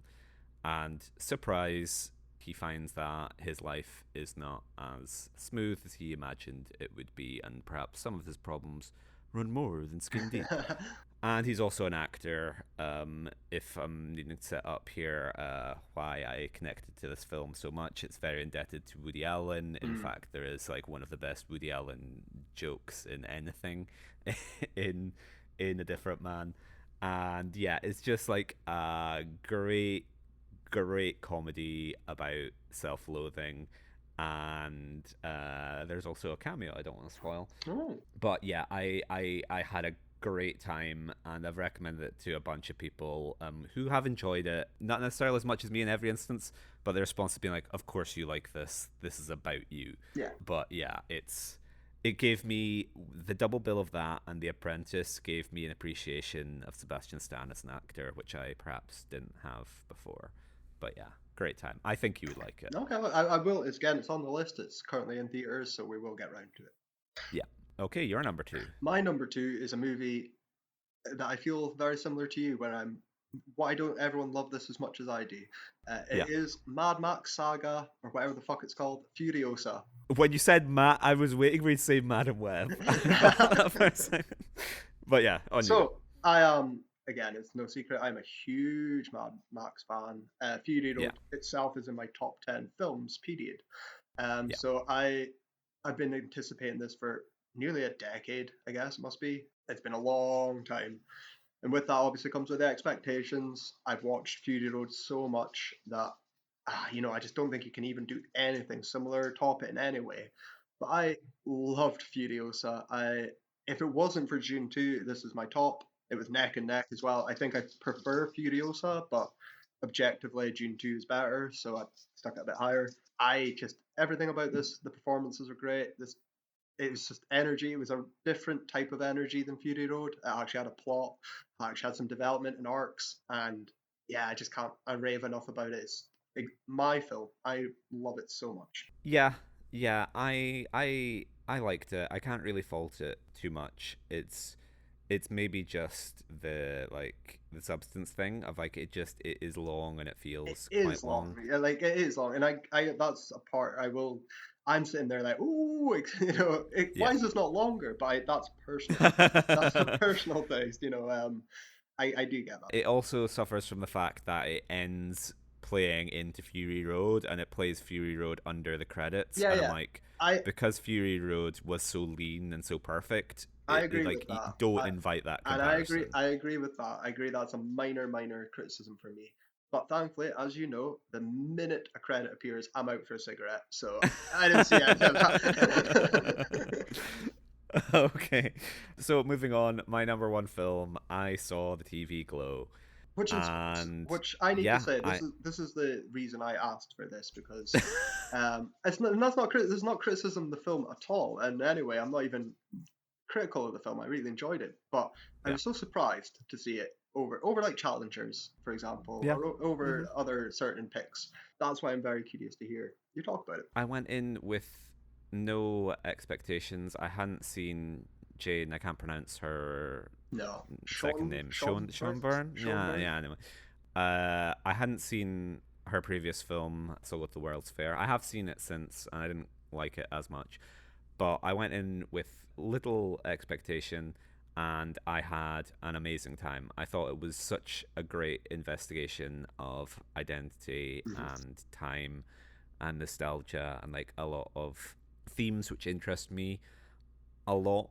And it was almost a bit like Charlie Kaufman-esque, of like the escape that you can find in media and nostalgia and the dangers of that, and just the horror of time and the choices that you might make or not make. Because I know there's a lot of debate raging about people being like, I didn't get this was a trans allegory. And like, I think the great thing about the film is like it does work, even if you don't have a brain and don't get any of that. I think it works. I mean, I agree. I spoke to someone about Yeah. it, and they didn't get it was a trans allegory. It's just about loving Buffy too much. And I That's was the I, issue. I was like, the boy steps into a trans flag 2 minutes into the film, like the fucking Yeah. opening scene. He steps into. Bye flag, Kyle. Bye Okay, flag. I was like, if you couldn't see this, I get the scenes of coming out later in life as well. I think Yeah, yeah. that's probably what will resonate most with a lot of people. That it's never too late, that's the end and stuff, isn't it? Yeah. But The line about the when it's like, I've got a family and a TV, my life's great. Just Justice Smith's yeah, Justice Smith's performance just kills yeah. me there. So yeah, that's an interesting choice. I liked it. I didn't love Yeah. it. Mm-hmm. I think my biggest problem personally was I didn't really like the characters. Yeah. I'd love to see a Yeah. bit more development or personality. I didn't think they were very likable, so I'm not really phased. I guess is Yeah. I'm Yeah. not with their struggle, and I think so much of it is focused on the aesthetical part. I like Yeah. the pink opaque. I like the TV show.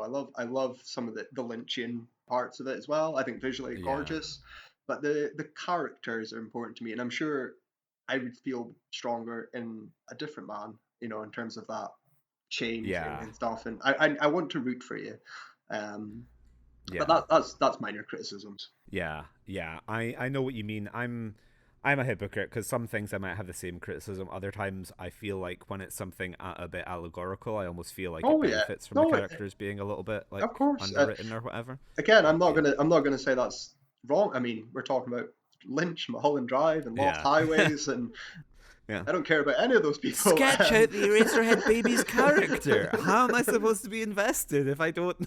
Yeah.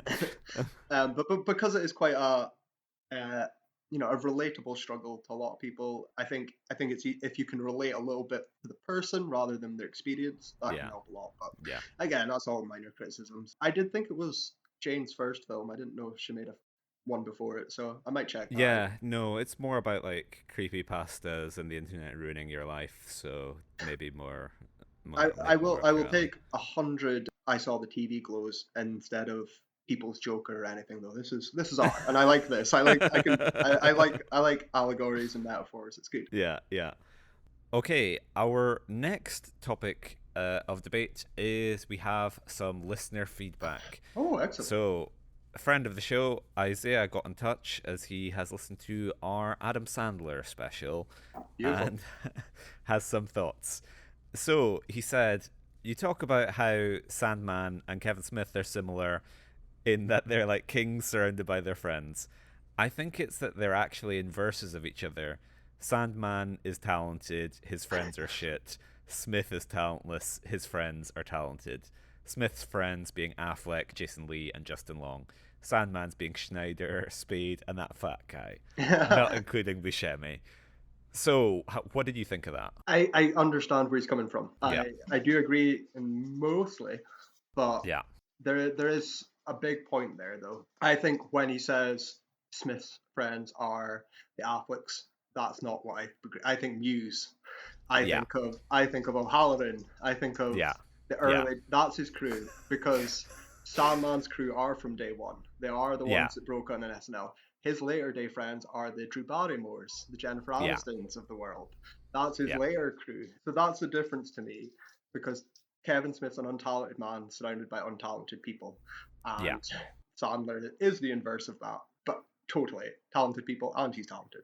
100%. That's the exact same argument I made in that it's the fact that Smith's breakthrough was an indie movie made with his friends versus Sandman being SNL. Yeah. Is there's obviously like a different caliber to their hangers on because I don't count Affleck No. or Jason Lee or anyone who got their first credit on a non Kevin Smith project.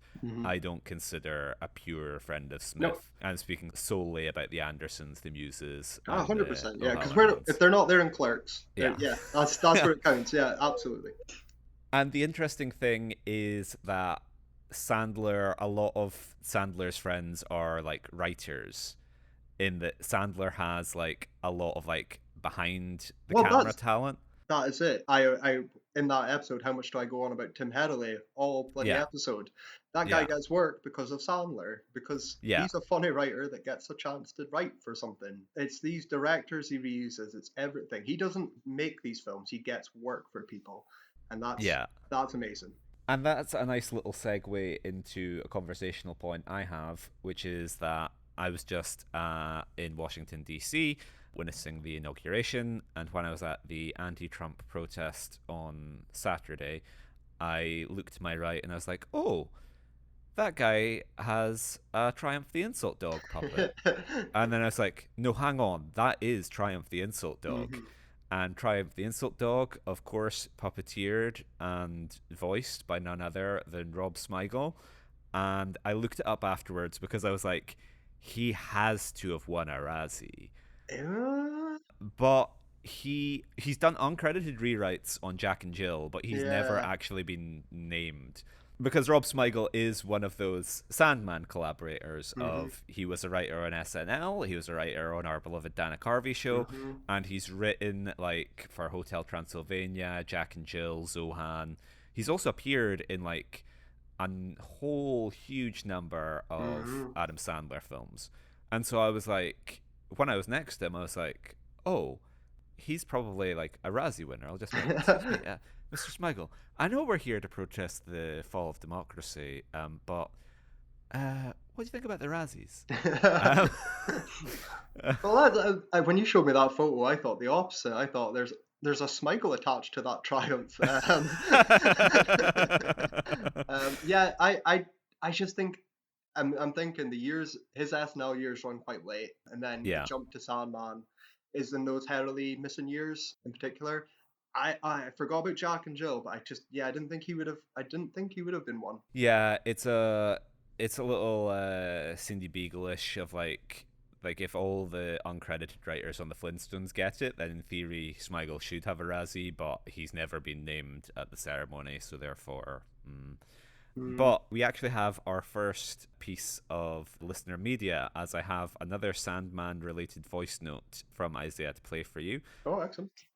Okay, so listening to your Sandman podcast, um, in the year 2007 or such, I was like 10 years old, and I distinctly remember I was at my aunt's house, and my mom, it was during like a family event, and she's like, oh, like, I'll just put the kids in the basement and turn on a movie to distract them and keep them, quiet while the family does like a family event, a dinner or whatever upstairs. But we'll get rid of the kids and it'll be very convenient. So let's get a Adam Sandler movie and put it on for the kids. That'll be a really good way to distract them and keep them all, entertained. So she went to Blockbuster and rented the hilarious Adam Sandler comedy Rain on Me. Right And on. I sat and watched a 2-hour 9/11 movie waiting to laugh. I watched the whole thing at 10 years old thinking it was a comedy and then at the end just being depressed. That is fantastic. That is. Why did you make you watch all those Police Academy movies? I didn't hear anyone laughing, did you? Um, what a fantastic introduction, though. A 9/11 widowed Bob Dylan, played by Adam Sandler. It's just fantastic. Yeah, I was thinking about that as like both the best possible introduction to Reign Over Me to go in with the expectations of an Adam Sandler comedy, and also a good intro to your kids if you want to explain 9/11. Yeah, Um, yeah, um, very, very much so. Wild. Billy Madison was my first, so I can't even compare to fucking oh, Rain Over Me. I have no idea what my first would have been. I think it would probably have been. I think it might have been like watching Happy Gilmore at school, actually, Hmm. perhaps. But anyway, I have some final other business to round up here. So, in our first half of the podcast, you mention the prospect of, I think it's Stallone. I think we did that pre-inauguration. So you mentioned the prospect of Stallone getting a job in Trump's cabinet, which seemed like a crazy, far off kind of tangent that we would come up with, a flight of fancy, which you've come to expect from WWF. But, however, a week later, President Donald Trump has named Sylvester Stallone, Mel Gibson, and Jon Voight as special ambassadors to Hollywood to make it stronger than ever before. They're the official anti-woke ambassadors for Hollywood. And the Razzie account actually tweeted about this, saying, classic, a bunch of Razzie winners trying to save Hollywood. So there you go. My favorite part of that as well is it seemed to be a surprise to them as much as us. That's fantastic. Yeah, come on, Rocky 7. It's happening now. Okay, and I have a tangentially related piece of news about that. Have you heard about the new David Ayer movie? I have not. So David Ayer, man with tremendous Razzie pedigree, probably won for Suicide Squad, I reckon. Must have. His latest movie is called A Working Man, and it stars Jason Statham, reteaming after The Beekeeper. Levon Cade left his profession behind to work construction and be a good dad to his daughter. But when a local girl vanishes, he's asked to return to the skills that made him a mythic figure in the shadowy world of counterterrorism. Yep. So it's another Beekeeper John Wick guy who... John Wick wants to live a normal life, but it's about child trafficking. So this is essentially another Sound of Freedom movie, and it is written by none other than Sylvester Stallone. I was just waiting to say, that sounds like a rewrite of Rambo 5. Last Blood, when he goes to stop the sex trafficking in Mexico. Yeah. I was like, oh my god, they can't. Oh my worlds are. That is a recycled script, surely. Yeah, surely. I don't know. How long has child trafficking been in Stallone's brain? Like a decade. Okay, yeah. This seems like Gibson. Something you would have. Yeah, like. This seems like something he would have written for. This seems like something he would have written for himself, and it's now been passed up. It's recycled from Rambo 5 territory. Like, I can play these, but I can't play them anymore, so they'll sit in my drawer. We might be able to tell it was based on the novel by Chuck Dixon, and so we could probably look up when the novel was published. Chuck Dixon is a funny guy. Hang on. Chuck Dixon, the creator of Bane. Did you know that? I did not know that, no. Now I'm just imagining Tom Hardy's Bane being into child sex trafficking. There's no children here. What so he's are you looking a for? comic book writer, yeah? Yeah, Okay. So anyway, look out for that next year, and the possibility of Stallone making a return to the Razzies as a writer, which we haven't seen in maybe our lifetimes. Yeah. So yeah. Okay, that brings an end to the middle section of the podcast. We will now be leaping into the final section, where we will discuss the year's new, fresh off the press, Razzie nominations. Barely jumped the gun, didn't he? He doesn't wait for no man, does he? Jesus Christ. Yeah, and we'll have a little bit more listener correspondence to share with you in that section. Excellent. Welcome back to the final section of the podcast. So our schedule's been a little bit off as the Razzie nominations were pushed because of the fires in Los Angeles. I don't know if Mr. Razzie himself was personally affected by the fires. I hope not. But the Oscars were pushed a week because of that, and because the Razzies are connected to the Oscars, they also were pushed. They were meant to be announced on Wednesday, but Mr. Razzie threw a spanner in the works by just unceremoniously chucking them out on Tuesday. So, did you watch the announcement video? The 2-minute YouTube clip. Yeah. Yep, I sure did. It came up on my feed, and I thought it was a teaser. I thought it was just going to be a little coming soon. Here's the announcement. Tomorrow. That's it. And then got hoodwinked into watching it. So yeah, unfortunately, I have seen it. So it's It's interesting because we spoke about the Razzies and the possibility of them responding to Trump Term 2, and Mm-hmm. that certainly seemed to be playing into the video, which had a lot Mm-hmm. of fascistic imagery of like it starts with boots stomping. It's Mm-hmm. almost like the Razzie announcement video as directed by Ridley Scott in full Apple commercial territory. Yeah. Of we get images of like it's essentially like images of Guantanamo Bay along with stamping military boots. There's like a Mexican wrestler for some Yep. reason. It's like I couldn't quite decide. It doesn't look like AI, but it No, looks I like thought it was just AI at stock. first. When I first Yeah. like the first when they turned into the graphics, I was like, oh shit. But no, it's just it's thankfully it's just incompetence. It's just very weird stock imagery. Mhm. So they announced the nominations, and without further ado, let's get into these with our predictions. Mhm. So, first up, worst picture, we have Borderlands, Yes. Joker, Folie à Deux, Madam Web, Megalopolis, and Reagan. Yeah.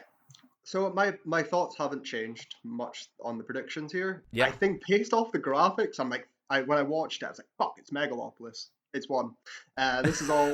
This is all.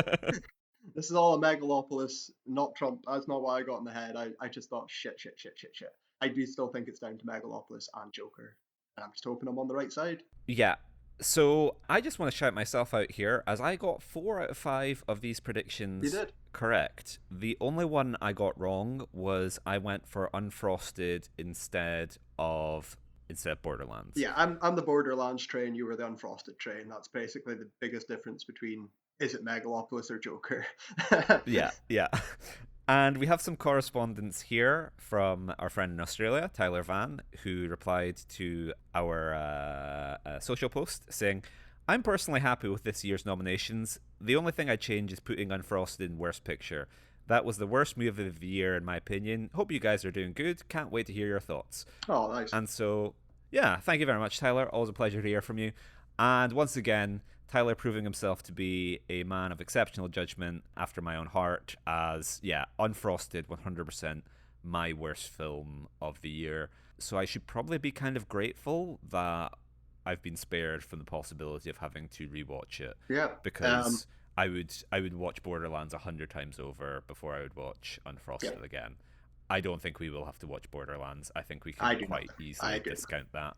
Yeah. I can envision any one of the other 4 winning, but I don't think I don't. I do. Borderlands.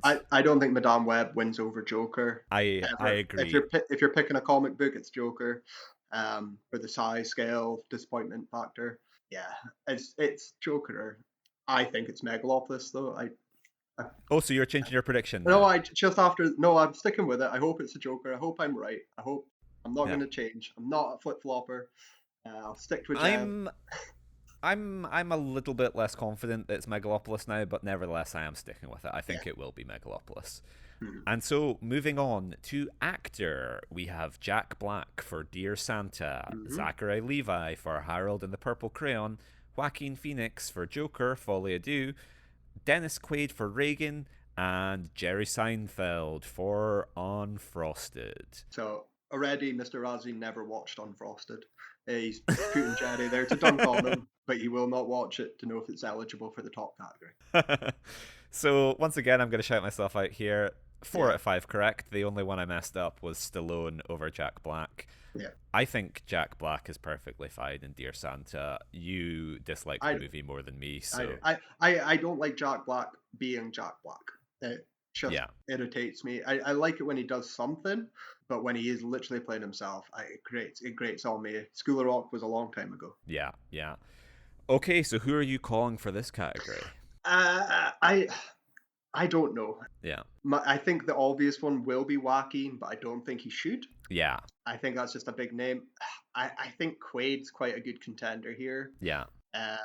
Especially for now that I'm thinking political. Now I'm thinking we're in this new term. I'm like Megalopolis, Quaid. It's going to be this way all the way out. I am lost. I'm torn. What about yourself? Yeah, I agree with you. I think we can strike Jack Black off. Zach Levi, probably not. He's No. bad, certainly, but like, don't know if there's a narrative there. Joaquin Phoenix, I think, I think it could be Joaquin. I don't think it should be, because his performance isn't one of the problems of the film. Absolutely. Dennis Quaid, similarly, I don't think he is bad as Reagan. In fact, he's delivering one of the only competent performances in the film. But if you want to award Reagan and you want to have like an anti-conservative element to your show, then I think this is the most logical. So, and then Jerry Seinfeld, he's terrible, but the film's absence in Best Picture makes me think that if you hated it enough to award him, you would have it in there. So I'm gonna say Dennis Quaid. I agree with you. It's between Phoenix or Quaid, I think, but I'm gonna say Quaid because it's easier to see that as a bad performance. So your prediction actually going on record? Are you saying, who are you saying? I'm still between Phoenix and Quaid, but I'm gonna go for the Trumpian effect. I'll go Quaid. I think it'll be Megalopolis, now Quaid. In my heart, I don't want it to be. I'm sticking with Joker, Okay. but that's what I think it is. And moving on to worst actress. So we have Kate Blanchett for Borderlands. Think this must be a first-time Razzie nominee for her. Must be. She's one of the people who had always imagined, like, yeah, I'd never imagined her being bad enough to get a Razzie nomination. Yeah, but oh well. that's why I didn't. Lady pick her. Gaga for Joker, Folie à Deux. yeah. This is the category fraud we spoke about. Of like, she's supporting, I would say. And then we have Bryce Dallas Howard for Argyle, Dakota Johnson for Madam Web, and Jennifer Lopez for Atlas. So once again, 4 out of 5 Yeah, for me. your I just noms are messed very up good. with Megan Fox. As Megan you know, Fox and Subservience. was noms my- mean nothing.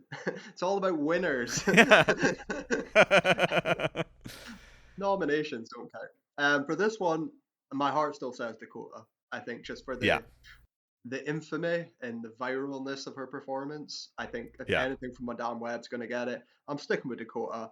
If it isn't Dakota, it'll probably be Gaga, but I'm very confident with Dakota Johnson. Yeah, same. It has to be Dakota. Yeah. That seems like one of the surest things to Proper unlock lead as for- well, like lead. Yeah. Type titular 100%. character. Yeah. And like we were saying for Quaid and Reagan, if you want to recognize Madam Web, then this is one of like the best ways to do it. 100%. Okay, so supporting actor, and let me just warn you now, my performance tails off here. So supporting actor, we have Jack Black, voice only, Borderlands. Kevin Hart, Borderlands. Shia LaBeouf in drag for Megalopolis. Dahar Rahim for Madam Web. And John Voight, Megalopolis, Reagan, Shadowland, and Strangers. Well, you know who's winning this one, don't you? I think this is just unanimous. This is all the board are Ambassador Voight. He's definitely he's the fact he's put so many noms on as well. That's the seal that it's won. So the only one I called correctly here is John Voight, and I missed the last two. I didn't know about Shadowlands. Strangers, is that the Rennie Harlan one? Yeah. No, I thought that had a subtitle. I thought that. I thought that was The Strangers blank or something. Yeah. So speaking about locks, it has to be John Voight. That's both going for him. We need to keep note of in drag. Yes, because it's very specific then as well. When you do this shit, it makes it very specific. A few scenes that he's in drag are eligible. If he's not in drag, he's not bad. He's fantastic. Shia LaBeouf seems like the kind of guy who could potentially turn up to the Razzies, and I'm imagining him just like, he can make it some performance, They Will Not Divide Us, whatever. Of course, yeah. No, well, I want him to win because we're more likely to get Shia LaBeouf and drag on the show than we are 900-year-old John Voight. So I don't know. I think we rebrand slightly. WWF, the anti-lib.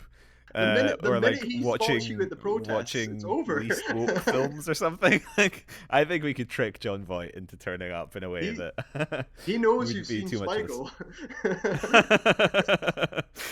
Yeah, I'm just imagining Shia LaBeouf turning up to accept his Razzie in drag, like Tom Hardy and Bronson. Yeah, one half in drag, one not, just so he can do the turn. So moving on to supporting actress.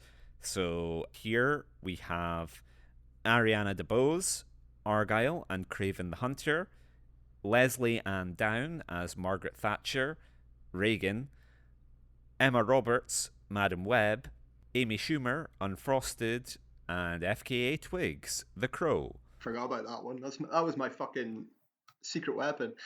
Twigs doesn't win in. Yeah. But who's credited as Margaret Thatcher? What's that about? Leslie Ann Down. So why has she got the name? Sorry? Why has it got the name of who she's performing? I don't. Margaret Thatcher. Yeah, but why? Oh. Why is it not Why is it not Dakota Johnson as Madame Web in Madame Web? Why?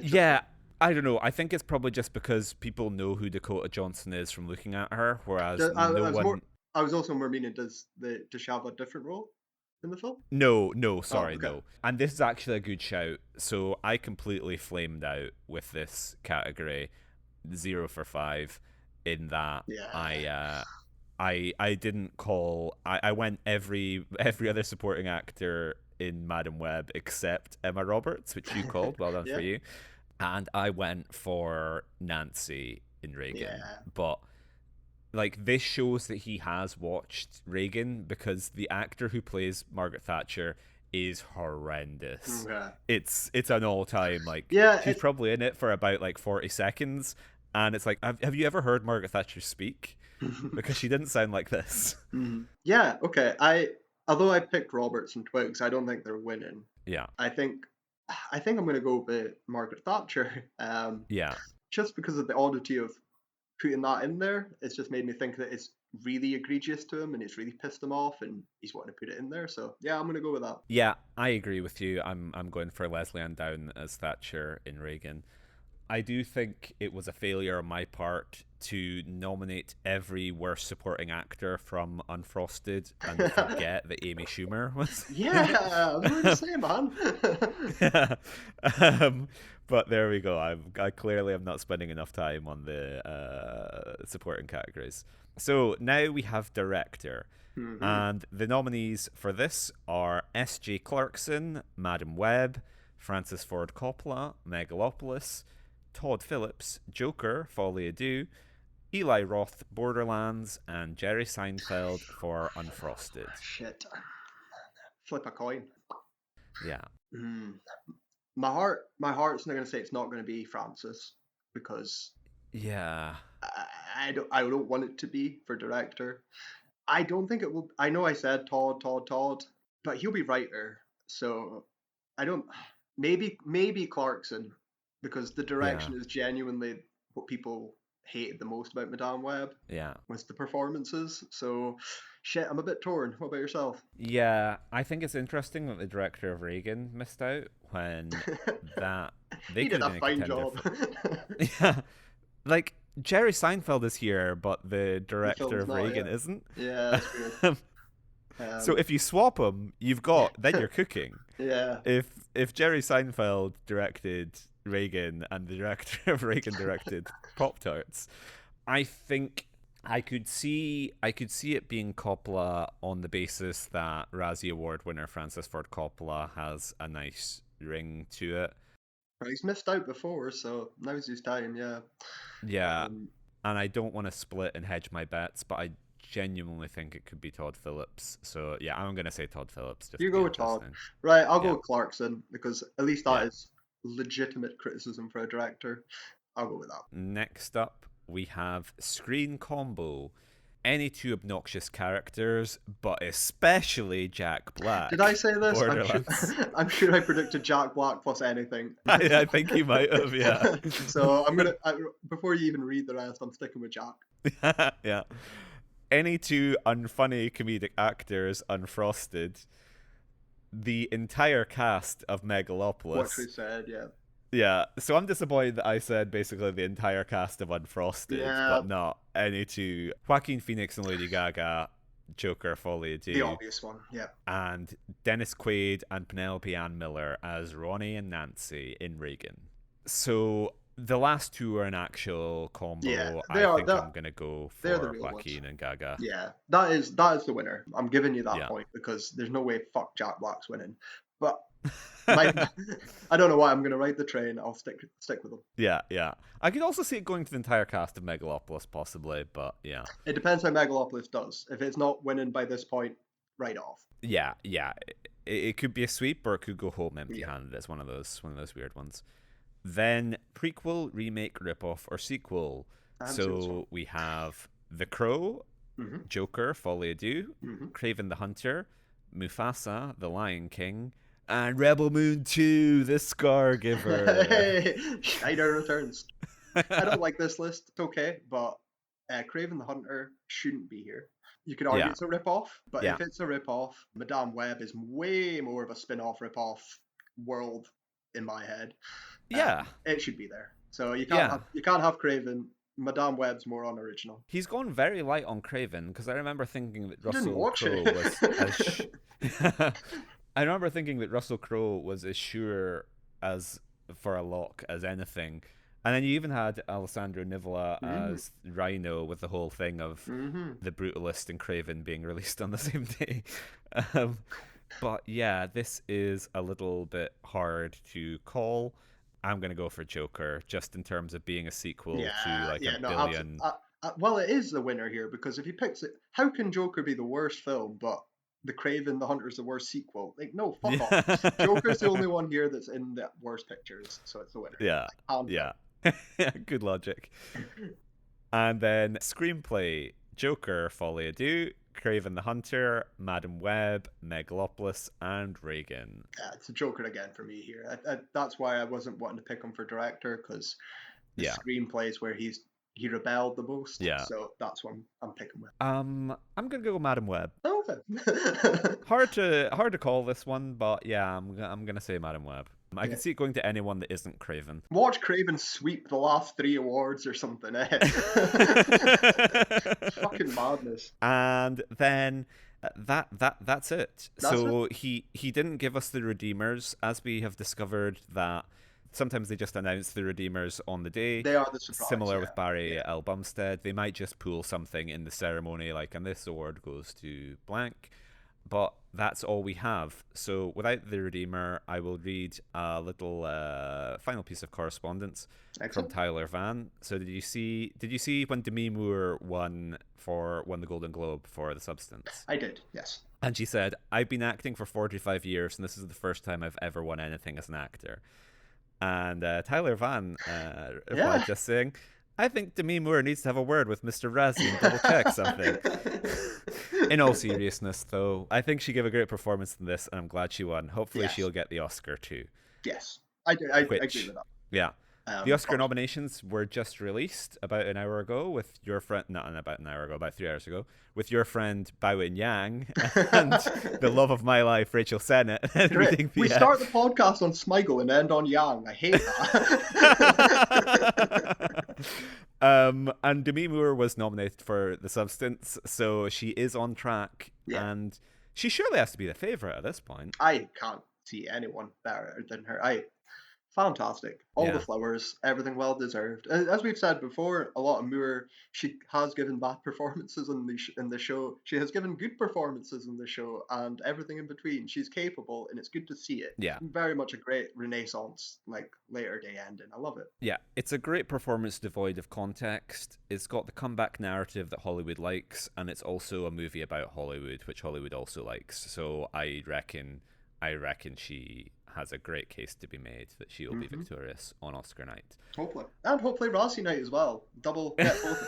Halle Berry or whoever, like, get them all. Yeah. And so that brings us to a close for our Razzie prediction episode.